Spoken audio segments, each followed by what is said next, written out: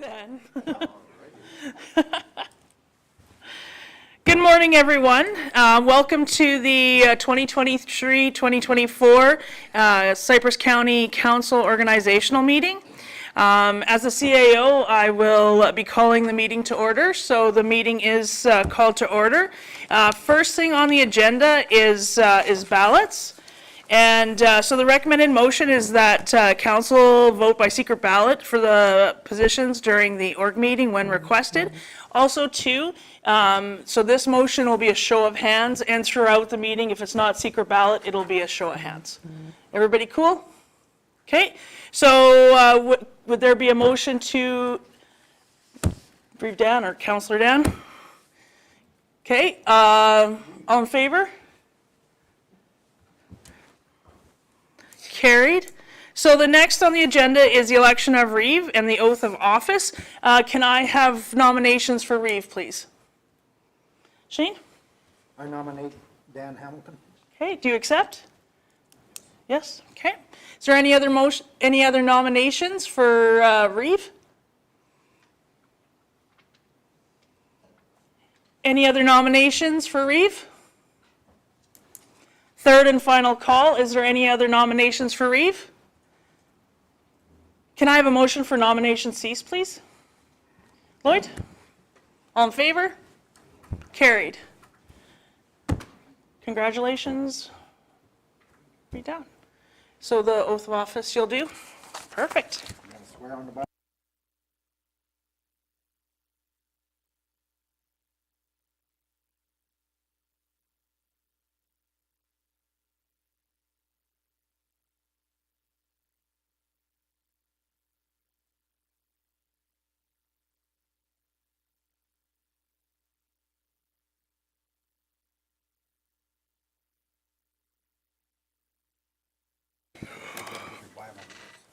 No. Which hand is it? Left or right? Yeah, it would be the. I, Dan Hamilton, solely swear that. Oh, jeez. I, Dan Hamilton, solely swear that I will definitely, faithfully, and at the best of my ability exercise according to the law of Reeve of Cypress County. Take this back before we start a fire.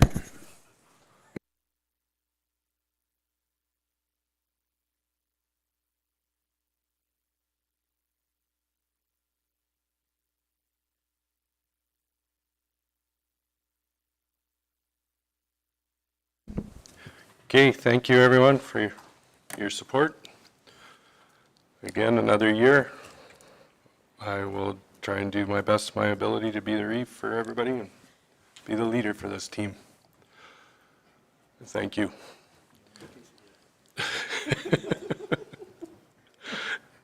Okay, for election for the Deputy Reeve. Michelle? I would like to nominate Richard Oster as Deputy Reeve. Richard Oster, is there any other nominations for Deputy Reeve? Second call, any other nominations for Deputy Reeve? Keith? I'd like to nominate Dustin Vossler. Okay. Any other nominations for Deputy Reeve? Third and final, any other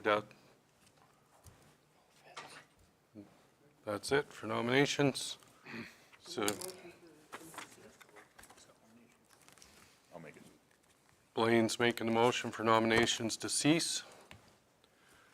So do you guys want to do a speech before you, or you just want to vote? It's up to you guys. Sure. I guess my comment would be Deputy Reeve's position, you're going to have a fair amount of time to put into that job. Dan is busy with his Reeves job. There's a lot of stuff coming at him. But there's also days where he has to actually go make a living and needs somebody to fill in those times. And I think it's very important that we don't miss any, I guess I can call them meetings, any events. We need to be out there in front of the public and in front of the other municipalities to let them aware that we're interested and we want to work with people, so. And I do have the time. Dustin? I believe it is important that we do commit to everything. And even with me being busy and Dan being busy, you could take, there's lots of us, there's 9 of us in this room. We could take and we can pass that responsibility out amongst all of us and attend these functions. I believe it's more practical that all of council's involved in the day-to-day and a lot of the opportunities that come before us. It doesn't have to be just the 2 people at the top. I believe as Deputy Reeve, I could take and work with structuring a team together between all of us and keeping us as a united council. Thanks. Okay. It's time to vote.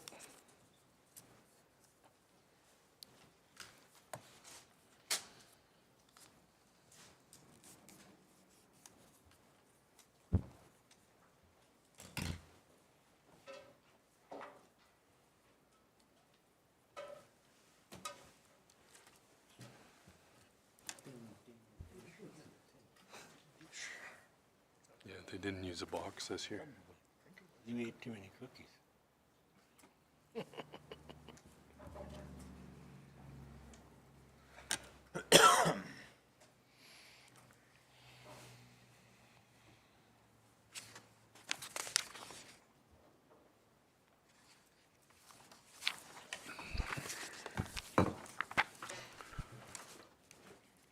All right, while they're counting that up, we can discuss the Ag Service Board.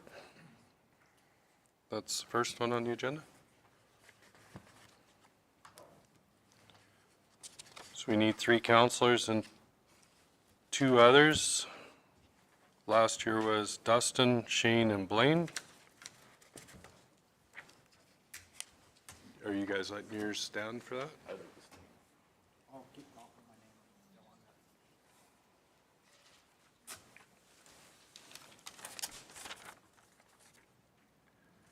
Richard is the Deputy Reeve. Thank you. Thanks for both of you for running. All right, is there anybody else that would like to run for the Ag Service Board? Mr. Chairman, can we do the swearing in, please? Oh. Is that okay? Can we swear at him? Richard does a lot of swearing. This could be dangerous.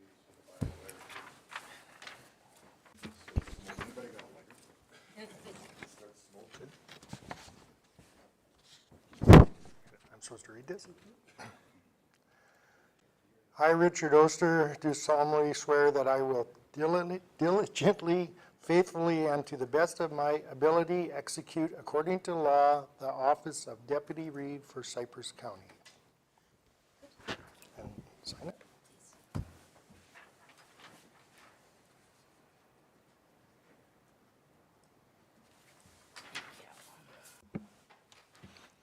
Okay, we got all the swearing done for today.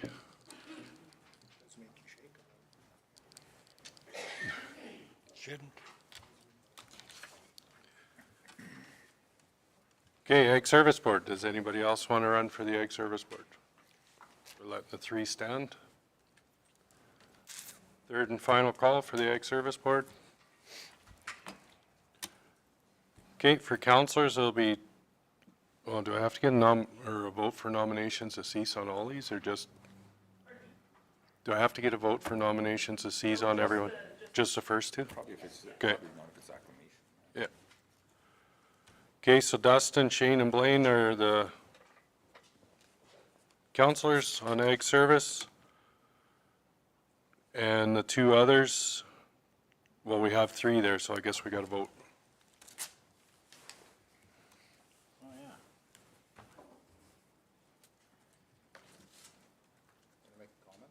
Yep, go ahead. I find that our current Ag Service Board is productive and efficient, and the two members at large bring quite a bit, or quite a lot to the table. So I would like them to remain the same. Okay. Thanks for that input.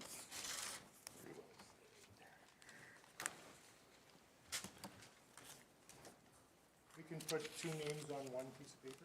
Yeah. Trying to be efficient. For what? You're gonna throw the rest away after you're done anyway.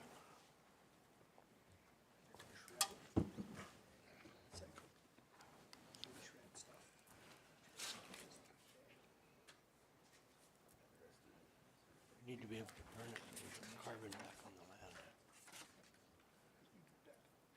I would. Okay, we'll go on to the weed control. There's a reason why the settlers put their ashes on the garden. Those are all three at large, and we'll leave those the same. Nobody else has applied. The Pest Act, nobody else applied for that. That'll stay the same. Soils, all members. MPC. Michelle, Lloyd, and myself. I'll let my name stand. Mine too. Does anybody else want? Does anybody else want to run for MPC?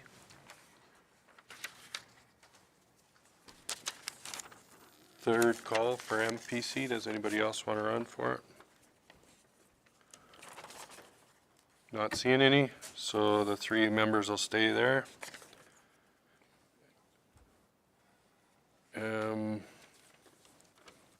Okay, I'll go back to the Ag Service Board. Connie and Josh are the two that were voted in for at-large. Okay, at-large on MPC, we've got Wade, Nigel, Amanda. Bill Thompson applied and Della Burke applied. I would, before I give the vote, I would state the same thing as what Dustin did. We got a team together there that, the MPC is a tricky one. You got a lot to learn in there, and we've got some people that are actually speaking their voice and stuff now and coming out of their shells, so it's a pretty good team in the MPC at this time.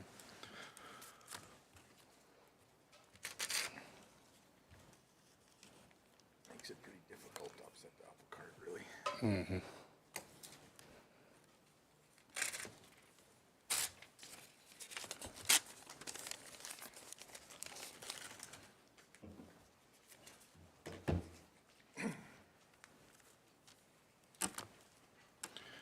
Okay, while you're adding that up, Subdivision Appeal Board. 3 and 1 alternate, so we have 2 extra ones there. Oh, sorry, gotta do 2 counselors first. Dustin and Richard are on there. Are you letting your name stand for that one? Yes. Okay, does anybody else want to put their name up for Subdivision Appeal Board? Second ask. Third and final ask for Subdivision Appeal Board. Not seeing anybody? Dustin and Richard will maintain on there. So the alternates are Shane and Blaine. Are you letting your name stand for the alternates? I'll stay, I took the course, so. Yeah. Shane? Yeah. Does anybody else want to be an alternate? Second call for alternate. Third and final call. Shane and Blaine will remain the alternates on there. We have, for at-large, we need 3. Oh, we got 4 on here. Did we? We wanted to leave them all. Okay, so we got, Area. so the 2 that applied, do you want 6 on there then?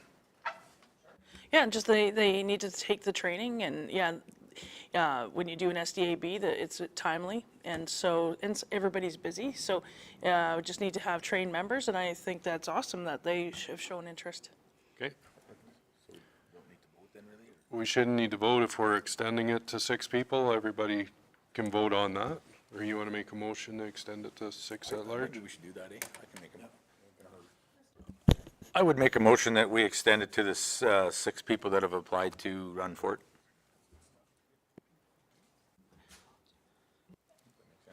Okay. It's tough sometimes to get folks, because everybody's busy. Okay, everybody understands the motion on the floor? Any questions about it? Vote? It's carried. Oh, what was this one for? MPC. MPC will stay the same. Wade, Nigel, and Amanda.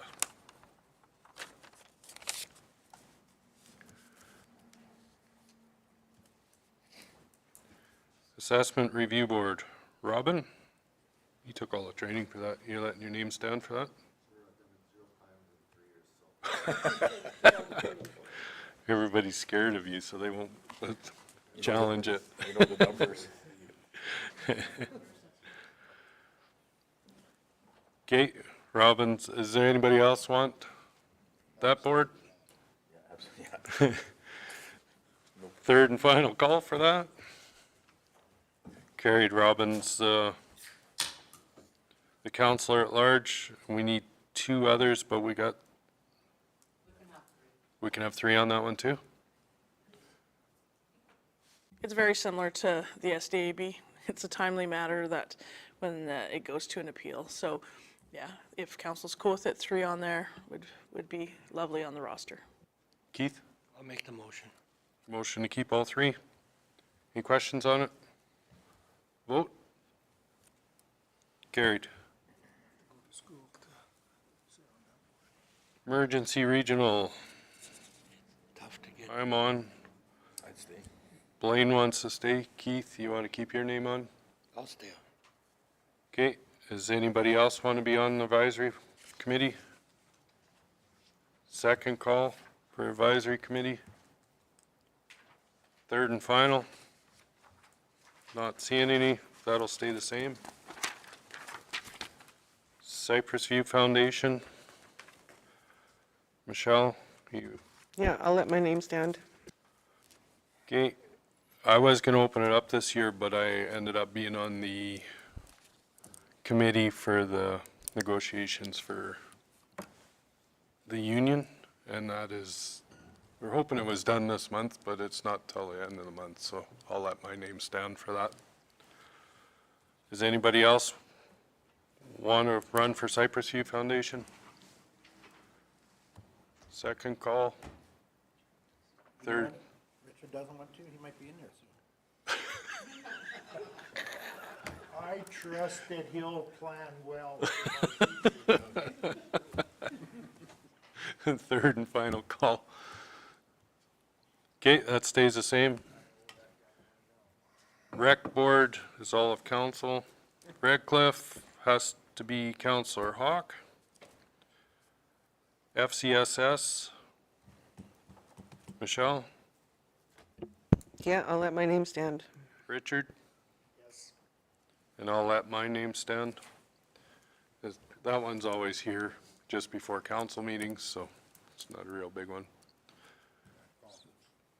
Yeah, in the one conference. Yep. Does anybody else want to let their name stand for FCSS? Second call? Third and final call? Okay, that'll stay the same. Shortgrass Library. Michelle? Yeah, I'll stay unless somebody else wants it. Somebody else want to run for the library board? Shortgrass? Second call? Third and final call? Looks like you're stuck with that, Michelle. Municipal Library Board, 2 councilors, 5 at large. Mr. Ulster, I'd like to withdraw my name, please. okay, that opens one up. Blaine, are you, I'll stay, yeah. you'll stay? Anybody else want to run for that board? Lloyd would like to run? For the second call, does anybody else want to run? Third and final call. So it will be Lloyd and Richard, and Blaine, sorry. You want me to speak on the people? The rest? Well, you guys need 5, right? Yeah. And there's no, You got your 5. Yeah. yeah, there's nobody else, so. nobody ran anyways, okay, Yeah. so we're good. Yeah. So that'll just stay, the only change on that board is Lloyd. Everything else will stay the same. Scholarship, I want to make one comment. sure. I just want to make sure Lloyd's okay with night meetings. Okay. He gets all his naps in the afternoon. Just checking.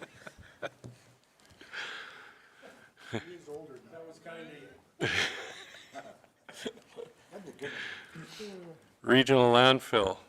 We have Shane and Lloyd on that, and I'm the alternative. Somebody else wants to go on. Lloyd, are you staying on that? Yes? Shane, do you want to stay, or do you? I'll stay.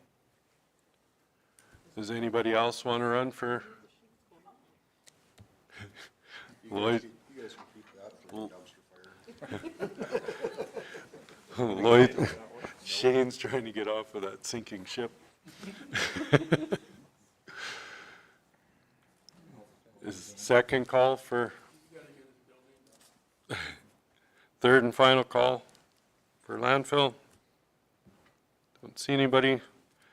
Shane and Lloyd will stay on there. I'll let my name stand for alternate. Anybody else want to be the alternate? I'm guessing with the last comments, probably not. Second call. Third and final. That board will stay the same. Foothills Little Bow is council. Mears and Reeves is Medicine exhibition. Shane, do you want to stay on that? Would anybody else like to run for medicine? Sure. Not looking to run, don't worry. I'm just wondering, with all of the, them trying to expand and asking for more and more money from municipalities, should we actually even have somebody on the board in that situation? Like, what's the point of having somebody from the county on the board of the Stampede board right now? I think it was just so we receive the information that's going on. And because we have a share, we get a voting share. Pardon me? It's just been a board that councils had for quite a few years that they've been a part of. Previously to this, Councillor Paul's been on it for quite a while. So it must have been asked by the. Because we're a member, you get a vote. Correct. So past history on that, back on their inception, both the city and the MD was granted one voting seat each as an elected official representing the 2 municipalities that recreate at the Medicine Hat Exhibition and Stampede grounds. How many board members are total? It's not board members, there's only 12, I believe, but voting members, there's 46. We're board member. Yeah. We have a vote. So essentially, the way they operate is. You just said voting, but you said board members and then voting members. Yeah, so the board members are also voting members. Yeah. So there's the actual operating board, so the committee chairs essentially, and then that's the executive level. And then underneath there is the shareholder levels, which Cypress County is a shareholder in the Stampede. So the shareholders and the board members are shareholders as well, so they all have a vote. But Cypress County is just one vote, and it's just like myself, I have a personal share, so I have one vote. What would the shares be? Like, are they like $1? $100. $100. So really, it's more ceremonial than anything at this point. Yes. But it is Cypress County shares, so somebody should be there to vote for it. Yeah, I guess my question is whether or not that's something that we want to continue. That's why I'm having the conversation now. Richard? I think, Robin, it's important to them that we belong, to show regional support though, right? And, yeah, well, when it comes time, when they do approach provincial, federal governments for grants, I think it does them good to be able to show that Cypress County is part of it, so.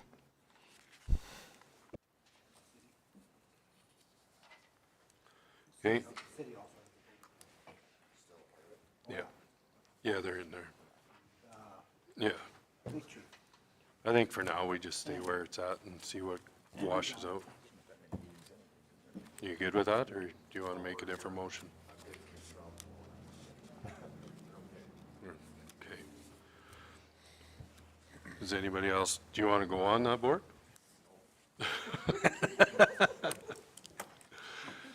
Second, oh, Dustin? I'd like to withdraw my name as an alternative, please. Okay, let's just get through does anybody else want to be on the board? Shane said yes. I would put my name in as an alternate. I'd like to see what they're up to. Okay, let's just Finish finish Shane. I'm asking for the main ones, and then I'll come to the alternative. Third and final call for Shane is the main one now. Alternatives, Dustin's stepping down. Blaine's put his name forward. Does anybody else want to put their name forward for alternative? Second call. Third and final call. This isn't an auction sale, come on.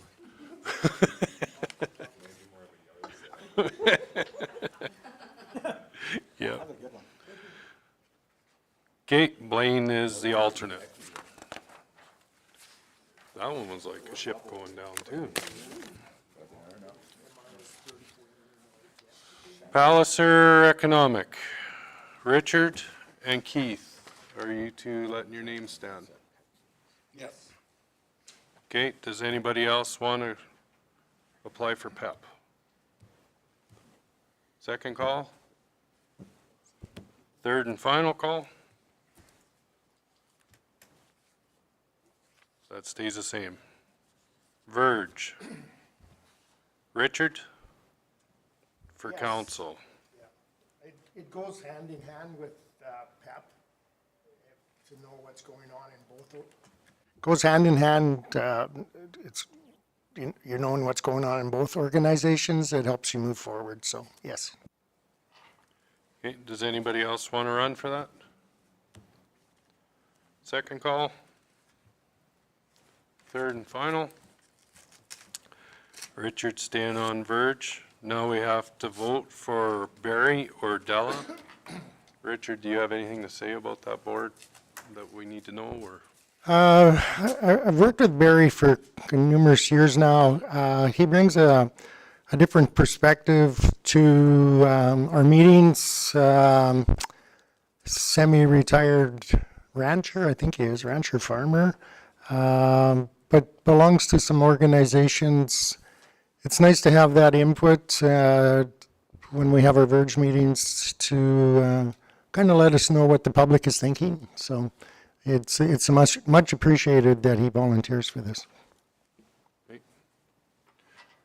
Thank you. Vote.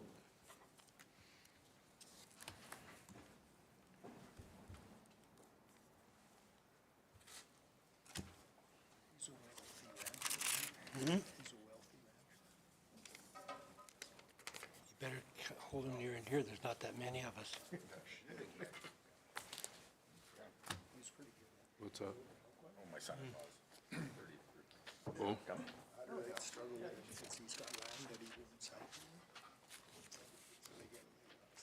There's more than one person like this. doesn't that make you feel old? How many Huddersfield that sells that? How much would I had mine? Many moons ago. Yesterday. So, What it feels like. Yeah. Goes fast out Good for one, but not the other. Like, you know. Kind of like a terrorist. Okay, I guess while we're waiting for that, I can do community futures. I'm going to step down from that one. I just went on it for the 1 year. For somebody to go on that? Richard? I'd like to volunteer for that. I enjoyed that committee, and I had done my 9 years, and for federal government said after 9 you had to step down. Dan was gracious to step in for a year, but I would like to go back on it. You have to stay down for X number of years. I'll just quickly go back to the Verge one. Barry is the one that's on for at-large. Okay, does anybody else want to run for community future? Second call. Third and final call. Richard is back on that one. Thank you. Highway 3 development, Shane, you let your name stand for that? Yep. Does anybody want to run for Highway 3? Second call? Third call? Shane's still on? I'll stay on as the alternate. Does anybody else want to run for alternate? No, just a comment. He's kind of slow on getting our twinning done, but I'm hoping this next term he'll pick up the pace a little. You knew that was coming. Going right to your house. Anybody else for alternate? Second call? Third call? I'll remain as the alternate. Milk River Water Basin, Richard? I went onto this one because Dustin was finding it a little bit difficult to find the time, and he did make a comment. There's a lot of seniors on there back then, but it's a good board. If somebody else was interested in it, I would step aside. They have meetings, I think, quarterly. I try and go to them. They're in Milk River, so it is a couple-hour drive each way. But yeah, they do a lot of good, and they have some good contacts with Alberta government, provincial, and also the U.S. government. So if anybody's interested, fine. If not, I would definitely stay on. Keith? That one doesn't light up. You just. Okay, so what is the difference between this one and the Southeast Alberta watershed? Like because it looks to me like one is more broader and one is more specific, but they're both about the same thing in this part of the country. So I can answer that. So CWA deals a lot more with the biodiversity in the watersheds and dealing with management of invasive species. So they do a lot of the releases of the leafy spurge beetles and things like that, where the Milk River Watershed Council was more diverse to the actual watershed itself, where they're the actual managing board of the flows on the Milk River Basin. So they control the waters that are diverted into the United States as well as the waters that flow through the Milk River in Alberta before it enters back into the States again. So if you're looking for something it's a very interesting board, and the infrastructure is amazing that they actually have there. So if you're looking for something that you want to be part of, that's a very active and interesting committee, it's a good one to go on to see it.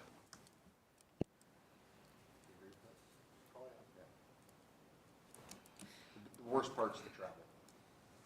Yeah, that's the time-consuming part. That'd be a full 8-hour day for you, Keith. Yeah, they do Zoom meetings as well, but they run one of those owls and they're horrible to follow. So it's better to go in person. I always found it really hard to get down there in person to go to the meetings.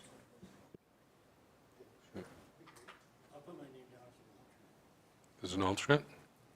Oh, I haven't got to that part yet. I need somebody to be on there. Dustin, are you letting your name stand as an alternate? Okay. Does anybody else want anything to do with this board? Second call. We've hammered this one out.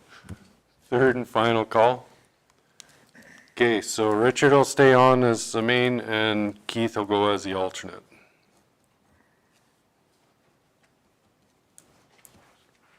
Good with that? Okay. Southeastern Alberta Watershed Alliance, Siwa. Keith, you're staying on that? Does anybody else want to run for that one? Second call. Third and final call. Keith stays on that. Regional Drainage, Dustin. You letting your name stand for that? Does anybody else want to run for that? Second call. Third and final. Dustin stays on that. Physician. I don't think you've ever ran for anything on there, had a meeting for that in the 10 years you've been on that. No, physician.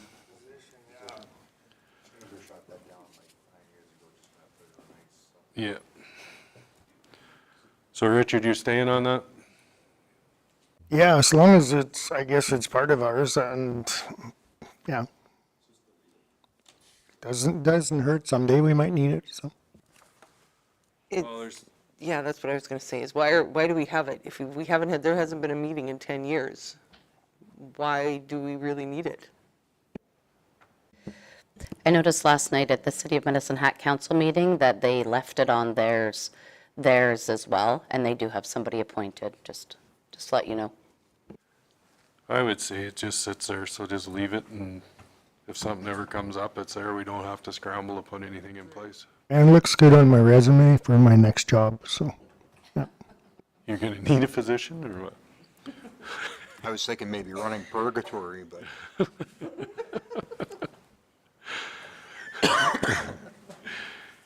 Okay. Richard staying on that one. Auditors KPMG. Business Advocacy Committee. There we go. Richard, are you letting your name stand on that one? You know, I will. If somebody else wants to, I would be okay with it.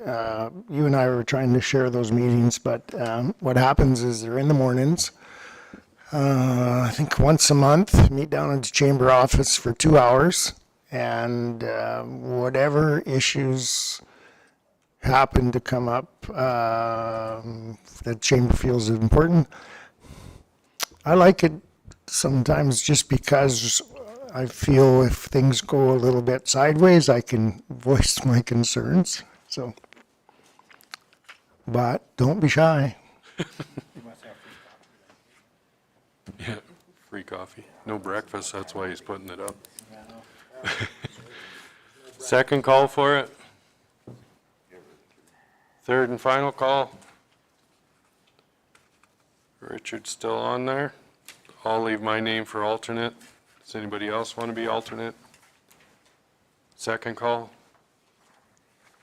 Third and final call. That one stays the same.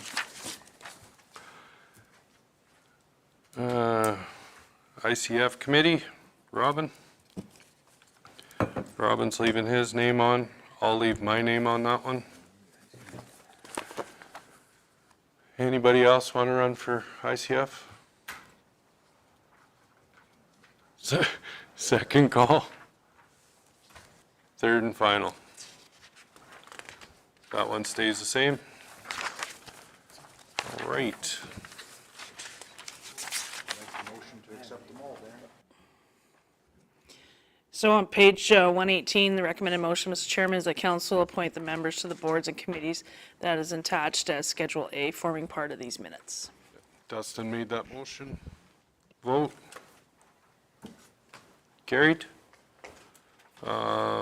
Shane's making a motion to destroy the ballots. Kayleen?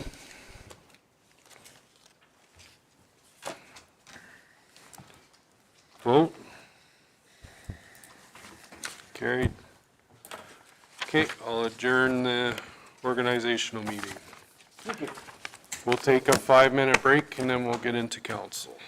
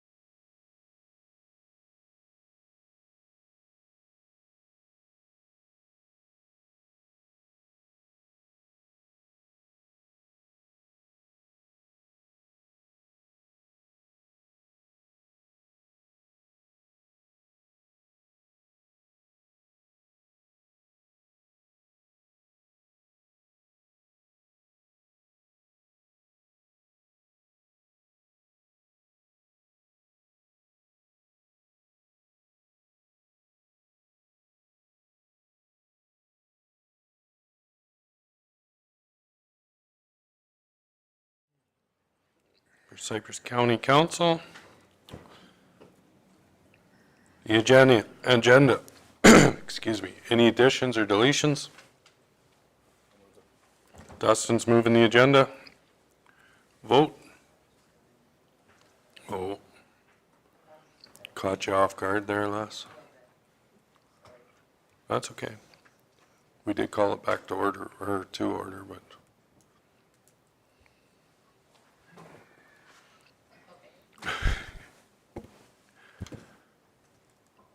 There's only 3 of us up there.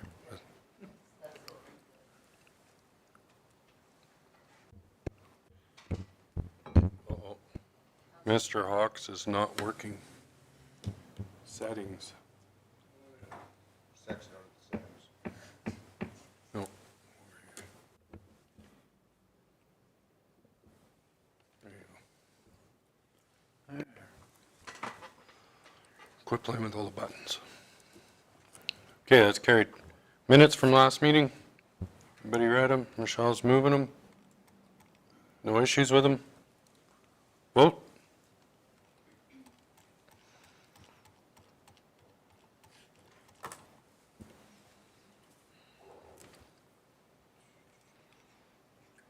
Richard? That's carried. Delegation request. Thank you, Mr. Chairman. There's a delegation request from Green Cells. They are the developer for solar array up by the plants.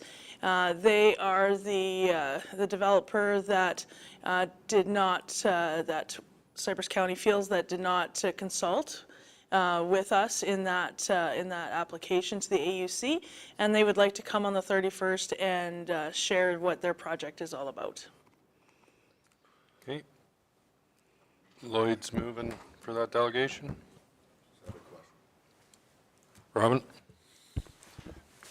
So is this going to feel like the last one where the group came in and, I don't know, like, I know that there was a mention of the fact that they had alluded to that there was county people in attendance, therefore there was support. I felt like when they came in, it was like they were under a firing squad. Do these people need to actually come to us? Do we have any authority to make them come to us, or are we just asking them to come to us so that we can get our questions into them? That's what I want to know, because like the last go around, it seemed like we were just doing it to go through the motions, and at the end of the day, it all goes through the AUC anyway. So I'm just wondering how this is different. We're not asking them. They're asking us to come in, for one. Richard? You know, Robin, after that last one that we had questions, and I know the ratepayers had lots of questions. So when the information package that we got with that, showing seeding, showing decommissioning, all those things that I was very curious about, and I read everything that they sent us. It was good, and it just opened up. It gives me more response when I get a call, and I did get calls and also some emails from ratepayers. So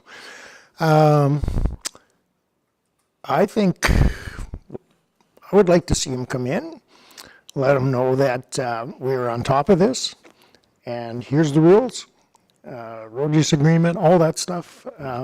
Council welcomes and encourages that type of development if the landowner so chooses to. But we want to know what's going on. Yeah. Any other questions? Not seeing any. Motion on the floor is for delegation to come in by Lloyd. Vote.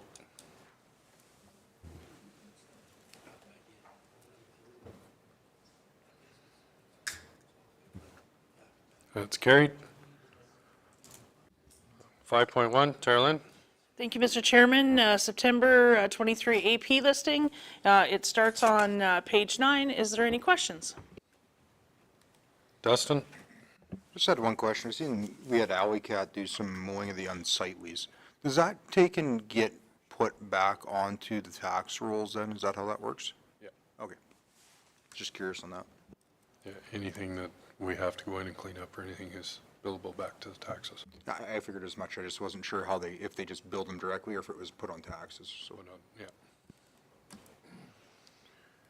Any other questions on it? Yeah, you did. Dustin moved it. Vote.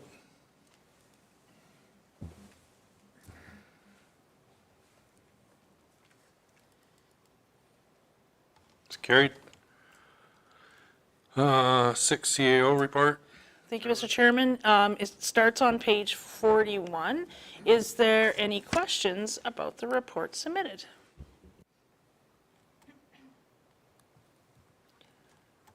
Any questions on it? Robin? So I have a question, just I guess with regards to following up from the dinner that we had. Where do we go from there? Now, like we had all the councils together. I think that the idea was that it was very well received. It was great. The commentary I heard a lot was this needs to happen way more often. Like way more often, like twice a year kind of often. Has there been conversation, I suppose, from administration to administration as to how we could potentially make that happen? So after the event, there was tons of positive feedback, and unofficially, some discussion with the administration from the city and the town is that the hope is to have one in February. And the city's turn this time. And they've offered to host in the same format. Any other questions? Richard? A couple of questions. One will be on the graveling program, I guess through the chair to Ken. Are we looking at as an extensive graveling program for next year as what we did this year, or? Through the chair. This year was extensive. Next year will be cut back. We've got ahead of the game this year, so it's going to be a little bit less there next year. Blaine? I'll have a comment to Public Works too, to Ken. First of all, I'd like to congratulate him and thank him. They had quite a few comments on the Bull Trail. Lots of people that travel that road pretty happy with the job that was done there. I guess secondly, along with it though, I had a few comments of like gravel trucks that have been diverted. I don't know if they're diverted or that's not the right word, but they're going up and down that road and something just to make aware that we might have to keep an eye on, that we don't, pound it back out again, so. Shane? I got a long list. How can you? You just read it. Mr. Ken, to Public Works. With that forecast changing for snow maybe next week, and we still have that big deficiency on the old Trans-Canada Highway sitting there, doesn't look like it'll get done this year. Or is it? What is their plan? Mr. Chairman, can we go in closed as this is legal in nature, as evolved to be legal in nature? Okay. So my second question then is, I had a few ratepayers in my area request trail to be road allowance improvement, just the graveling of the trails, and it hasn't been done yet. I was just wondering, are we done that program for this year, or are we still doing some? Yeah, through the chair, we're still in the process of finishing the list off from this year. Okay. And soon to be bringing back for next year's list shortly. Are you good with waiting until we go in camera? Oh, yeah. Yep. Oh, yeah. Holy. Get him? Yes, it's gross now on my paper. Was it a maple bug? Now the whole bunch will come. Don't get her upset. So I guess through the chair to Ken as well. I drove Township Road 120, the portion that we took and redid the other day. Not the gravel, but the one we kind of, the half improvement on sort of thing. Do we do any maintenance on those roads after we do that sort of improvement? Because there's a couple spots that have washouts that you like catch air with the tractor on. So I was just curious, is that a request to blade thing, or is it, do we do them once a year, or how does that work? Through the chair, if it's related to the undeveloped trail maintenance, twice a year for blading. So they'll usually get inspected through our foreman's inspection program of the roads. So if there is specific instances, please let me know and I'll pass that on. I would recommend blading it.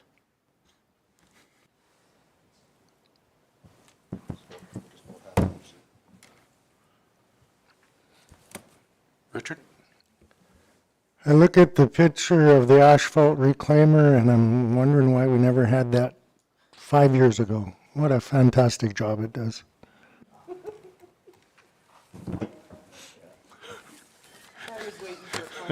Freaking screws getting turned here. Thank you. I was gonna do that. No, you can't.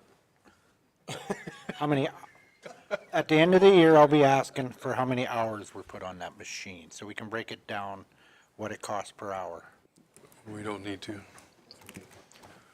Next year might get more hours. Hopefully it doesn't have too many this year. We don't want to wear it out.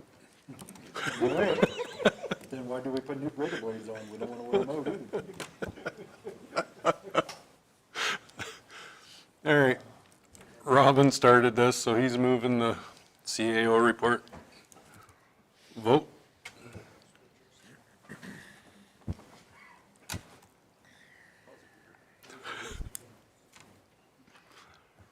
Okay, vote.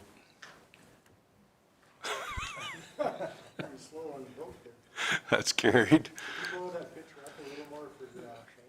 Reeve and council report. I don't have any more to add, other than like Robin said with the joint dinner there, it was an excellent dinner and good feedback on. Start with Lloyd down there. It was pretty quiet besides attending all of my regular meetings. I didn't have anything special. Had a few phone calls that I got a hold of the staff and they were able to deal with it and everybody was happy. Robin? Yeah, the dinner was good. Dan, do you mind just touching base on the ICF meeting, the last one as well? Because I think that the dinner was positive. But I don't know about the rest of you guys. I'm getting really tired of just going through the motions, and I'm almost to the point where we go, all right, if we don't see some significant forward motion by a certain time, we just respectfully step back and say, when you're ready to do something, we'll see where we're at. But the reality is we're pretending to play politics right now. And we're not actually being cooperative. We're going through the motions, we're talking about it, but there is so much opportunity in this region. But if we aren't going to do something, actively do something together, let's stop talking about it. Yes, my meeting was after this, so I forgot to put it on. It was a very quick ICF meeting, just as Robin alluded to, there's nothing happening. The city's kind of stalled us. It's been 18 months since we put that IDP in. IDP? Yeah, the IDP. Yeah, the amendment request. And still nothing when we came into the ICF meeting. So I was the chair that day, so I ran everything through so fast. We were done in 20 minutes and kind of made the statement, if you're not going to do anything, not get off the pot, then this is the way it's going to be. So they did assure us that next one coming up in December, they've done some work on the amendments. They will have them finalized and ready for the next meeting. So If they don't have it there, then I'm pretty sure one of the two of us are going to make a statement that this is a waste of time. Shane had a question. Just to the two of you, what's their biggest excuse? Just don't want to do it, or? It's a priority thing. It hasn't been like and legitimately they've had other priorities that they've had to be dealing with. But after two years, it's time to, if you're still working on those same priorities after 2 years, it's time to shift a bit. And from like a working group perspective, and I know Kim, you're new on the working group, but are you hearing, like, is there at least conversation about the amendments? Because like what I get when we have these meetings is, well, we haven't gotten to it yet, or we're looking at it and it feels like it's all internal conversation, which was what my biggest concern always was coming forward with a proposal, is that they feel like they have to respond to the proposal versus actually just have a damn conversation. And so I'm kind of hopeful, like from a working group standpoint, have we had any conversation, or are we just getting updates on their lack of progress? Yeah, through the chair. From the last meeting, the IDP, it was approved through it went through the administrative committee, and they've focused on a few points, and they're supposed to be we're setting up a meeting between the two planning departments to review that, and then that's supposed to be presented to the ICF committee by the next meeting. So they've reviewed it internally, they've approved it through their admin committee, but they haven't discussed anything with our people yet, our working group. From the conversations that we had at the meeting, is we were setting up a conversation between the two municipalities. Yeah. To go over. It hasn't happened yet. That was last week, and There was an email this morning. They reached out this morning. My criticism is certainly not on our people. I'm just trying to, in business, it's like, you sit down and you hammer out a whole bunch of things, and you're like, okay, what do you think is palatable? What do you think is acceptable? And then we write it up and we do this. In this case, it's like, all right, well, what's our end point and what's their end point? And let's take 2 years, and by the time that we get there, so much has changed that we're starting with new endpoints. Yeah. Like, we just need to sit at a table with a blank piece of paper and talk about where are we going. Yeah, and through the chair, it was really evident from their council representatives that that this needs to keep having some momentum forward. So that was how I took it. So yeah, we'll have an update for next meeting. I can see your frustration. I mean, it'd be so frustrating. So frustrating.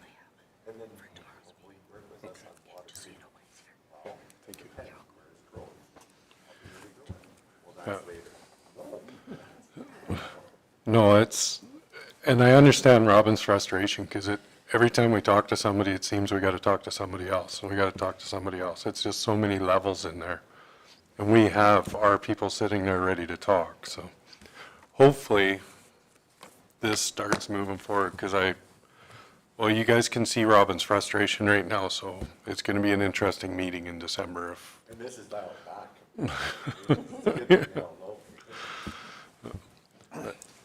Shane? I'd like to make a motion to put the leash off of Robin and let him get at him. Oh no, don't do that. That'll be a rough one for me. Okay. Yeah, no, the frustration is definitely there. It's, when they said 2 years to get there, I think they're going to match their 2-year date the way it's going. Michelle? Yeah, I was at the joint council supper too, and I get where your frustration is, because the people sitting at my table, we were discussing stuff that we have as a council done and are ready to move forward with, and they don't even know about it. Like, have no idea. So the council level is, I don't think, getting the same information that we get. That's my comment on that. So I attended I can't remember exactly when this was, but it was at strategic planning for CVF. I think that was before the last council meeting. I had a Cypress View policy meeting, an FCSS AA board meeting on last Friday that I normally go to Edmonton for, but couldn't make it this time, so I did it virtually. And there is, yeah, we've been hearing some comments from the MLAs and from upper levels of government that aren't good. So we'll see where that goes. And yeah, that's about it, actually. Shane? Yeah, I had also attended that joint council supper, and I thought it was quite very well. It went over well. It was nice networking. A lot of networking being done there. Had a regional land, no, that was after. Ex-service board meeting. That's about it. And some phone calls about road allowances and some graveling, and that's about it. Blaine? Yep, also took part in the joint council supper. It was, yeah, really good. Lots of good topics discussed throughout the evening that were, you know, impacting our neck of the woods. So I really enjoyed it. Really, really good talk. 14th, we had a Cypress County Library meeting, toured the resource center. Everybody went through it, had some ideas with some furniture or some furnishing that needs to be done, some things that need to be thought of for the inside once the painting gets done and everything. It's coming along very well. It looks really good. Also was interesting that Blue Imp, who is the manufacturer of the playground equipment, had some families down there, and they were sweeping and cleaning up the leaves, and they were testing out some of the playground equipment and taking pictures to use in their advertising. So yeah, that was pretty interesting. Then we also went and had a meeting afterwards to finalize our budget that we'll be talking about later in the day. Also within the joint council supper, like everyone else in the room, it was I actually really enjoyed that. That was a really good networking opportunity that we had there. I got to sit with some councillors that I usually wouldn't talk to from the city. One of the biggest things that we came across between the conversation between myself and the city especially was that a lot of things stop at the administration level in the city and never actually get the council that we put forward or that we talk about. So I'm not sure how we address that, because we don't really want to step on the authority of the city, but maybe we should be nudging the councilors a lot more and passing on some more information to them and asking if they're actually seeing that stuff within. So that might be something that we have to push a little harder in the future. Another thing, I had a phone call with a gentleman from Seven Persons, and I remember I brought it up before about some lighting at the intersection by like Premium Sausage off the number 3 highway. That's a really dark corner in the fall, and I don't recall what we ever came up with or if we forgot about it or what it was, but we had talked about, we were going to contact Fortis, I believe, and look into putting some street lights there or something like that. I know transportation did them at the 887 intersection now, and I'm not sure if that falls under their purview or if it can fall underneath ours, but I've been to many wrecks on that corner, especially at dusk. So it just at 100 kilometers an hour and having a short passing lane like that, it might be something to look at, or that we should look at again to take and address that. So we had forwarded to AT, but we're meeting with Darren in Edmonton, and so we'll mention that one. We'll put that on the list of things to discuss. Okay, thanks. Richard? On the 4th, had a PEP strategic planning session at the college. Keith and I both attended, and Beth was also there, planning how to move forward and make some things happen. Then that evening, joint council dinner. Yes, really enjoyed that. There is quite a difference in how we operate and they operate as far as administration. Is it because we're a smaller operation, but we're definitely more informed, and for that I appreciate it that we are. Thank you for that. October 5th, I went down on a Thursday morning. I met Blaine and Rhonda from the library board, and we did some, we worked with Blue Imp as far as where the rest of the benches were gonna go, and a bicycle rack, a couple of garbage cans and stuff, which was kind of important that we were involved in that. And Saturday, October 7th, I represented Cypress County, and Reeve Dan gave a welcome speech to the Medicine Hat Cowboy Poetry Foundation. And at this time, I'd like to thank Leslie Ann for the great speech that she wrote for me. Much appreciated. Just, you know, there's some days you try and sit down, try and write a speech, and it just doesn't come to you. But Leslie Ann bailed me out, so thank you. She definitely did her homework, and yeah, it was great. Thank you. Blaine has mentioned we had a Cypress County Library Board meeting at the new library, had all the members there, and got a bunch of ideas. And then we went over to the excuse me, the old one, and we had our board meeting, and Blaine and I had to stand because first of all, there was no room at the table, and second of all, there wasn't enough chairs. So that's how small that place is. It'll definitely be looking forward to having a room big enough to hold all of us. So that's it. Thank you. Robin, you had a question? Yeah, it was more of a statement with regards to as we've been talking about the joint council meeting and how we can become involved and informed. Not our last meeting, but the one previous to that, we did talk about kind of terms of reference and what triggers when something needs to come before the ICF, and trying to actually lay down some ground rules so that if something comes before a council or before administration for a presentation to council, if it's regional in nature, that it actually be proposed and presented to the ICF first, so that we can come up with like a singular piece of information that's distributed to each of the different counties or municipalities. We had previously moved and been pushing for a project manager for the ICF that would kind of be like that rallying point, so that information and then that way there it's coming directly from elected official to the other elected officials, but with one voice. In recent history, there has been a lot of frustration when one group comes to the county, makes a presentation, then goes to the city, makes a presentation enclosed with different information and that kind of approach is becoming very destructive, I think, regionally for progress. So hopefully that's one way that we can help disseminate some of that information and make sure that it doesn't get lost in the bureaucracy of things too. So it was just triggering as I was hearing different thoughts.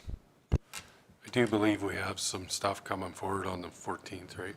Some presentations. Yeah, through the chair, that was a topic at our ICF meeting, and so we went over some of the potential topics that would come back to the meeting, and then the board brought up a few other ones too. So I think the motion was for anything that had regional in nature, could be from economic development or grant initiatives or different things like that, would come back to that board for open discussion.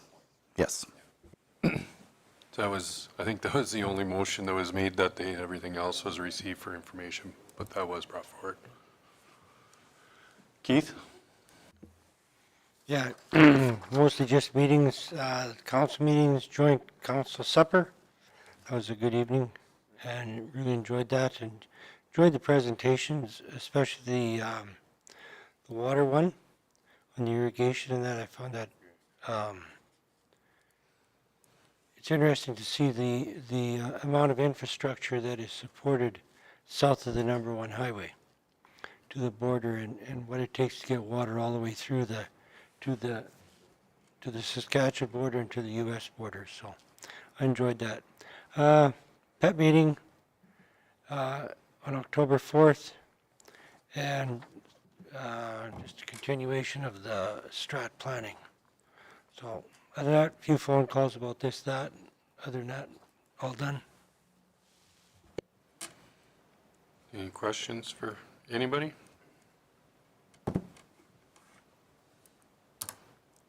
Not seeing any. Somebody want to make a motion? Keith is making the motion to receive the reports. Vote.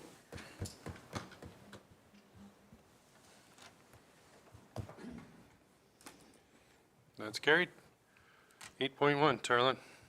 Thank you, Mr. Chairman. Range Road 14 dust control request to the Schuler transfer site. It's on page 75. There was a request to put a dust abatement from the hamlet to the transfer site for about 300 meters. There is concerns of dust, and administration recommends on page 76, to utilize MG30, and the costs are there as well. This would, if council is okay, would approve this, this would be put into the operating budget, and it would be a cost to the transfer site. And Councillor McKenzie had brought it forward, and she may have some further comments. I do. I was approached by a ratepayer at the Rust and Shine and complaining about that road. And it's just the piece that gets all the traffic. It is never a good road. The washboards on it are horrible. The dust that comes off of that, like I live on the other side of Schuler from that road, and it's bad. This year especially, it was bad because it's so dry. And I've just been hearing a lot of complaints about that something should be done about that stretch just to the transfer site. Anything would help. What I was asked for was to put cold mix on it and do that. And I said, I don't think that their concept of what the price was going to be was exactly accurate. So I kind of told him that I think it would be way more expensive than what he was asking for, but he asked me to bring it forward, so I did, and I agree. Something needs to be done with that first stretch of road up to the transfer site. Dustin. I think MG30 would actually be a good solution for this. I know, looking at the 7-person's transfer site right now, they have oil going up to it, and it is absolutely thrashed from the heavy hauling on it. So I'm actually, well, we're talking about this too, maybe that might be a solution there. Instead of redoing that oil on there, maybe we should be doing it on both of them. And I'm not sure if there's any others within the municipality where we should be doing it. Really, our transfer sites do get a lot of heavy use going up to them. Maybe instead of just looking at this one, we should be looking at all of them. Shane? Yeah, it's a touchy one because, I mean, we should, it'd be interesting to know the traffic count on it. We have the part of the old Trans-Canada Highway, which is dust and washboard coming out of Redcliffe to the regional landfill there too. Are we going to start doing all the amount of traffic? I think with a lot of this, we should know the traffic counts. And that helps decide because, I mean, if we start doing oiling or whatever just for, 50 vehicles a month or a week, then, I mean, we could end up doing a lot of gravel roads. So it's just, I like to see a traffic count. Blaine and then Michelle. Yeah, that's my concern too. That was my first thought too. I mean, I get the dust thing, because in Irvine, same thing. Our transfer site goes right past, the school basically, and the complex where it turns into gravel gets pretty dusty there too. So I agree with Dustin that maybe if this is something that is going to be implemented in all of them, maybe we should start by doing a traffic count on them all, and then it might end up having to be a budgetary item, down the road.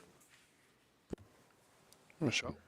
I was just going to say this, the same person who brought this forward to me had also mentioned that Hilda's isn't any better, so just thought I'd mention it. Dustin? So I guess if I can elude a motion out of that, would the motion be for staff to come back with traffic counts going to our transfer sites within the county? Yep, that makes sense on what's been said. Any other comments on it? How long a stretch is it? Is there? Ken?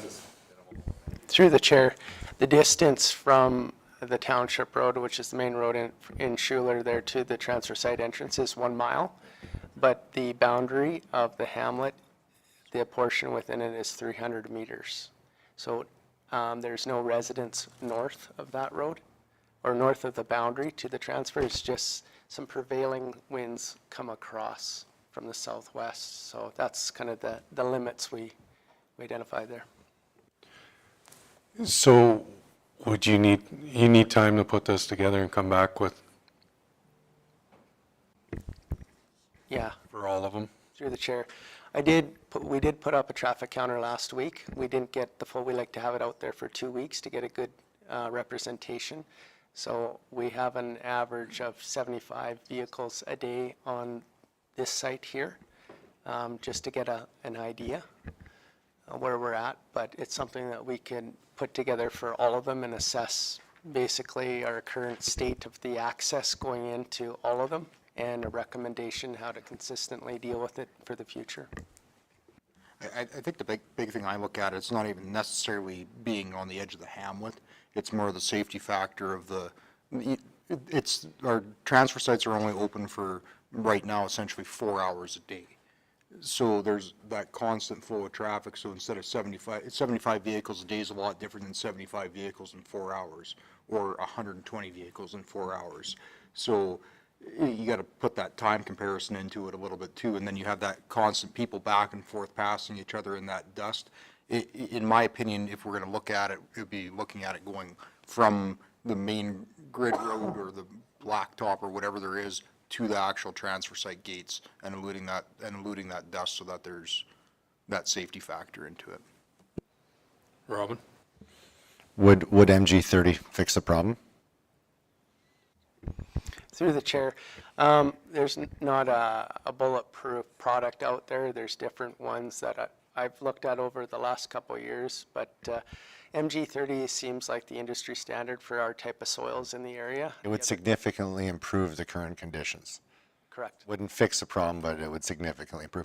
Like, to me, that we've gone through the steps for the last few years to identify something that is a low-cost fix that gets the best bang for buck and balances everything. I'm just wondering, instead of us putting more time into traffic counters or whatever, why don't we just put an MG30 treatment on it and get it dealt with before the snow flies and start addressing it with that? Just get her done. I think we got to figure out for budget purposes. Dustin? Yeah, the MG30 is still an expensive product to put down over any considerable distance. If you look when we did Range Road 65, because you actually do have to do the base work underneath it in order to make it work properly, that was a $600,000 touch to take and do that road. Now, don't get me wrong, that was 3.5 miles that we did, or 4 miles. But it's, you know, we're looking at, if we're going to be doing more than one, it might be, you know, a $500,000 expenditure to take and do it. So it's not going to get done this year more than likely anyways because of that base work that has to be done. So we might as well get the counts, and then we can, just so we have the numbers to see why we're doing it. Yeah, and they should be able to achieve a rough count for us, I would think, before that comes up, really. I had another point I was going to make here that's eluded me. Getting older sucks, doesn't it? Yeah, it does. No, so I got sidetracked, so no, that's good enough. Okay, so we have a motion on the floor to have traffic counts on all the transfer sites. Any questions on it? Vote. Oh, I know what it was. The dust, like 65, since we did that, the dust is minimal on that compared to what it was.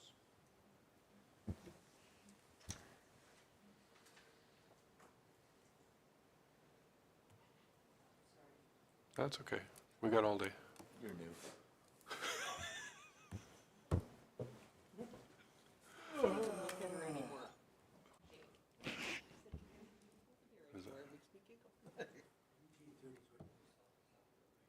So is that carried then? Oh, yeah. Oh, okay. You're too slow to see. Well, I was watching, but you're pretty quick over there. 8.2, Tara Lynn.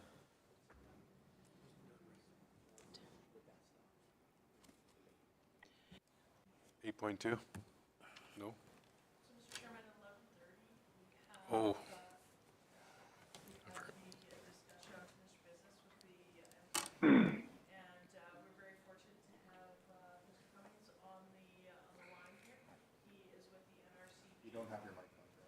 Sorry. I thought I had it on. So we have Mr. Cummings, he's with the NRCB. So go right to the source of the people that are experts, subject matter experts. And so our planning and development team have been working with him. And Mr. Chairman, Kayleen and Kim can lead this agenda item, if that is okay. Well, that'd be great. Kayleen? Thank you, Mr. Chairman. So we have been engaging with Andy Cummins from the NRCB through the draft process of the municipal development plan. The NRCB did provide very good feedback to us as part of the public hearing presentation that you've heard, and they have been very forthcoming with being understanding of the county's concerns that we do have surrounding confined feeding operations in Cypress County. And so what we have done is there's perhaps different perspectives in terms of the best amendments to go to the MDP in terms of regulating setbacks and distances from hamlets and country residential versus leaving it up to the NRCB and the minimum distance of separation. The last meeting, there was a comment that further information was desired. And so we have reached out to Andy to come and help answer some of those technical questions that council may have. And we've also given him a couple of speaking points for some of the topics we know council may want to discuss. So through the chair, I'd like to introduce Andy Cummins. He's the Field Services Director with the NRCB. And thank you for coming, Andy. Thank you very much, Kaylin. Good morning to you, Council. Thank you very much for inviting me to your Council meeting. As Kaylin correctly mentioned there, I have provided some insights into what you're proposing for changes to your municipal development plan.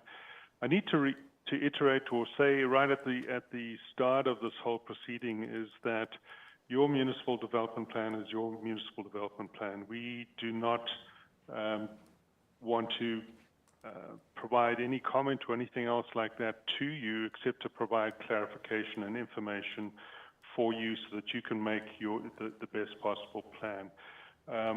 What Kayleen and I and her team have been discussing is how those potential changes and things that you want to do to your municipal development plan, specifically with respect to confined feeding operations, might have an impact on AOPA. So as you pointed out, she's asked me to do a quick presentation to yourselves, and we're going to touch on some sort of key highlights there, and then happy to answer any questions that you might have specifically about AOPA and how it interacts with you and how your municipal development plan is taken into consideration. I do have a presentation that I have done, so if it's okay with you, I'll share my screen, and hopefully you'll be able to see the presentation. We can go from there.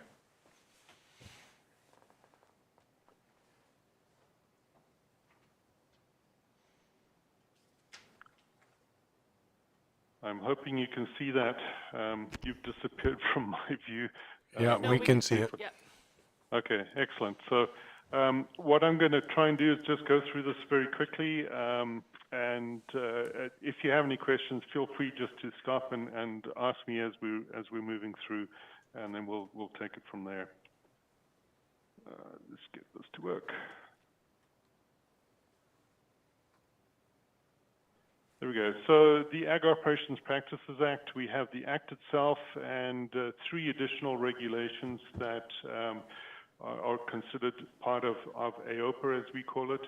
The Act has 4 different parts. We look after the Part 2, which deals with livestock and manure. When I say we, the NRCB. There are 3 different types of permits that are issued by the NRCB. 2 of them, approvals and registrations, deal with confined feeding operations. So essentially where we're talking about livestock numbers as well as the facilities themselves.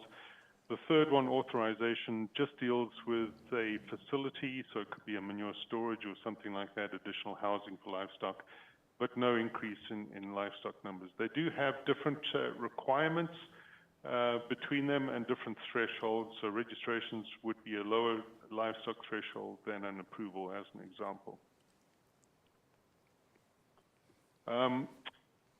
Three broad areas or categories that are looked at when we look at applications for confined feeding operations. The first one are the land use provisions, and this is where we're going to be focusing a lot of time during this presentation. So your municipal development plans and your intermunicipal development plans, together with the land use bylaws, we'll get into a little bit more on both of those.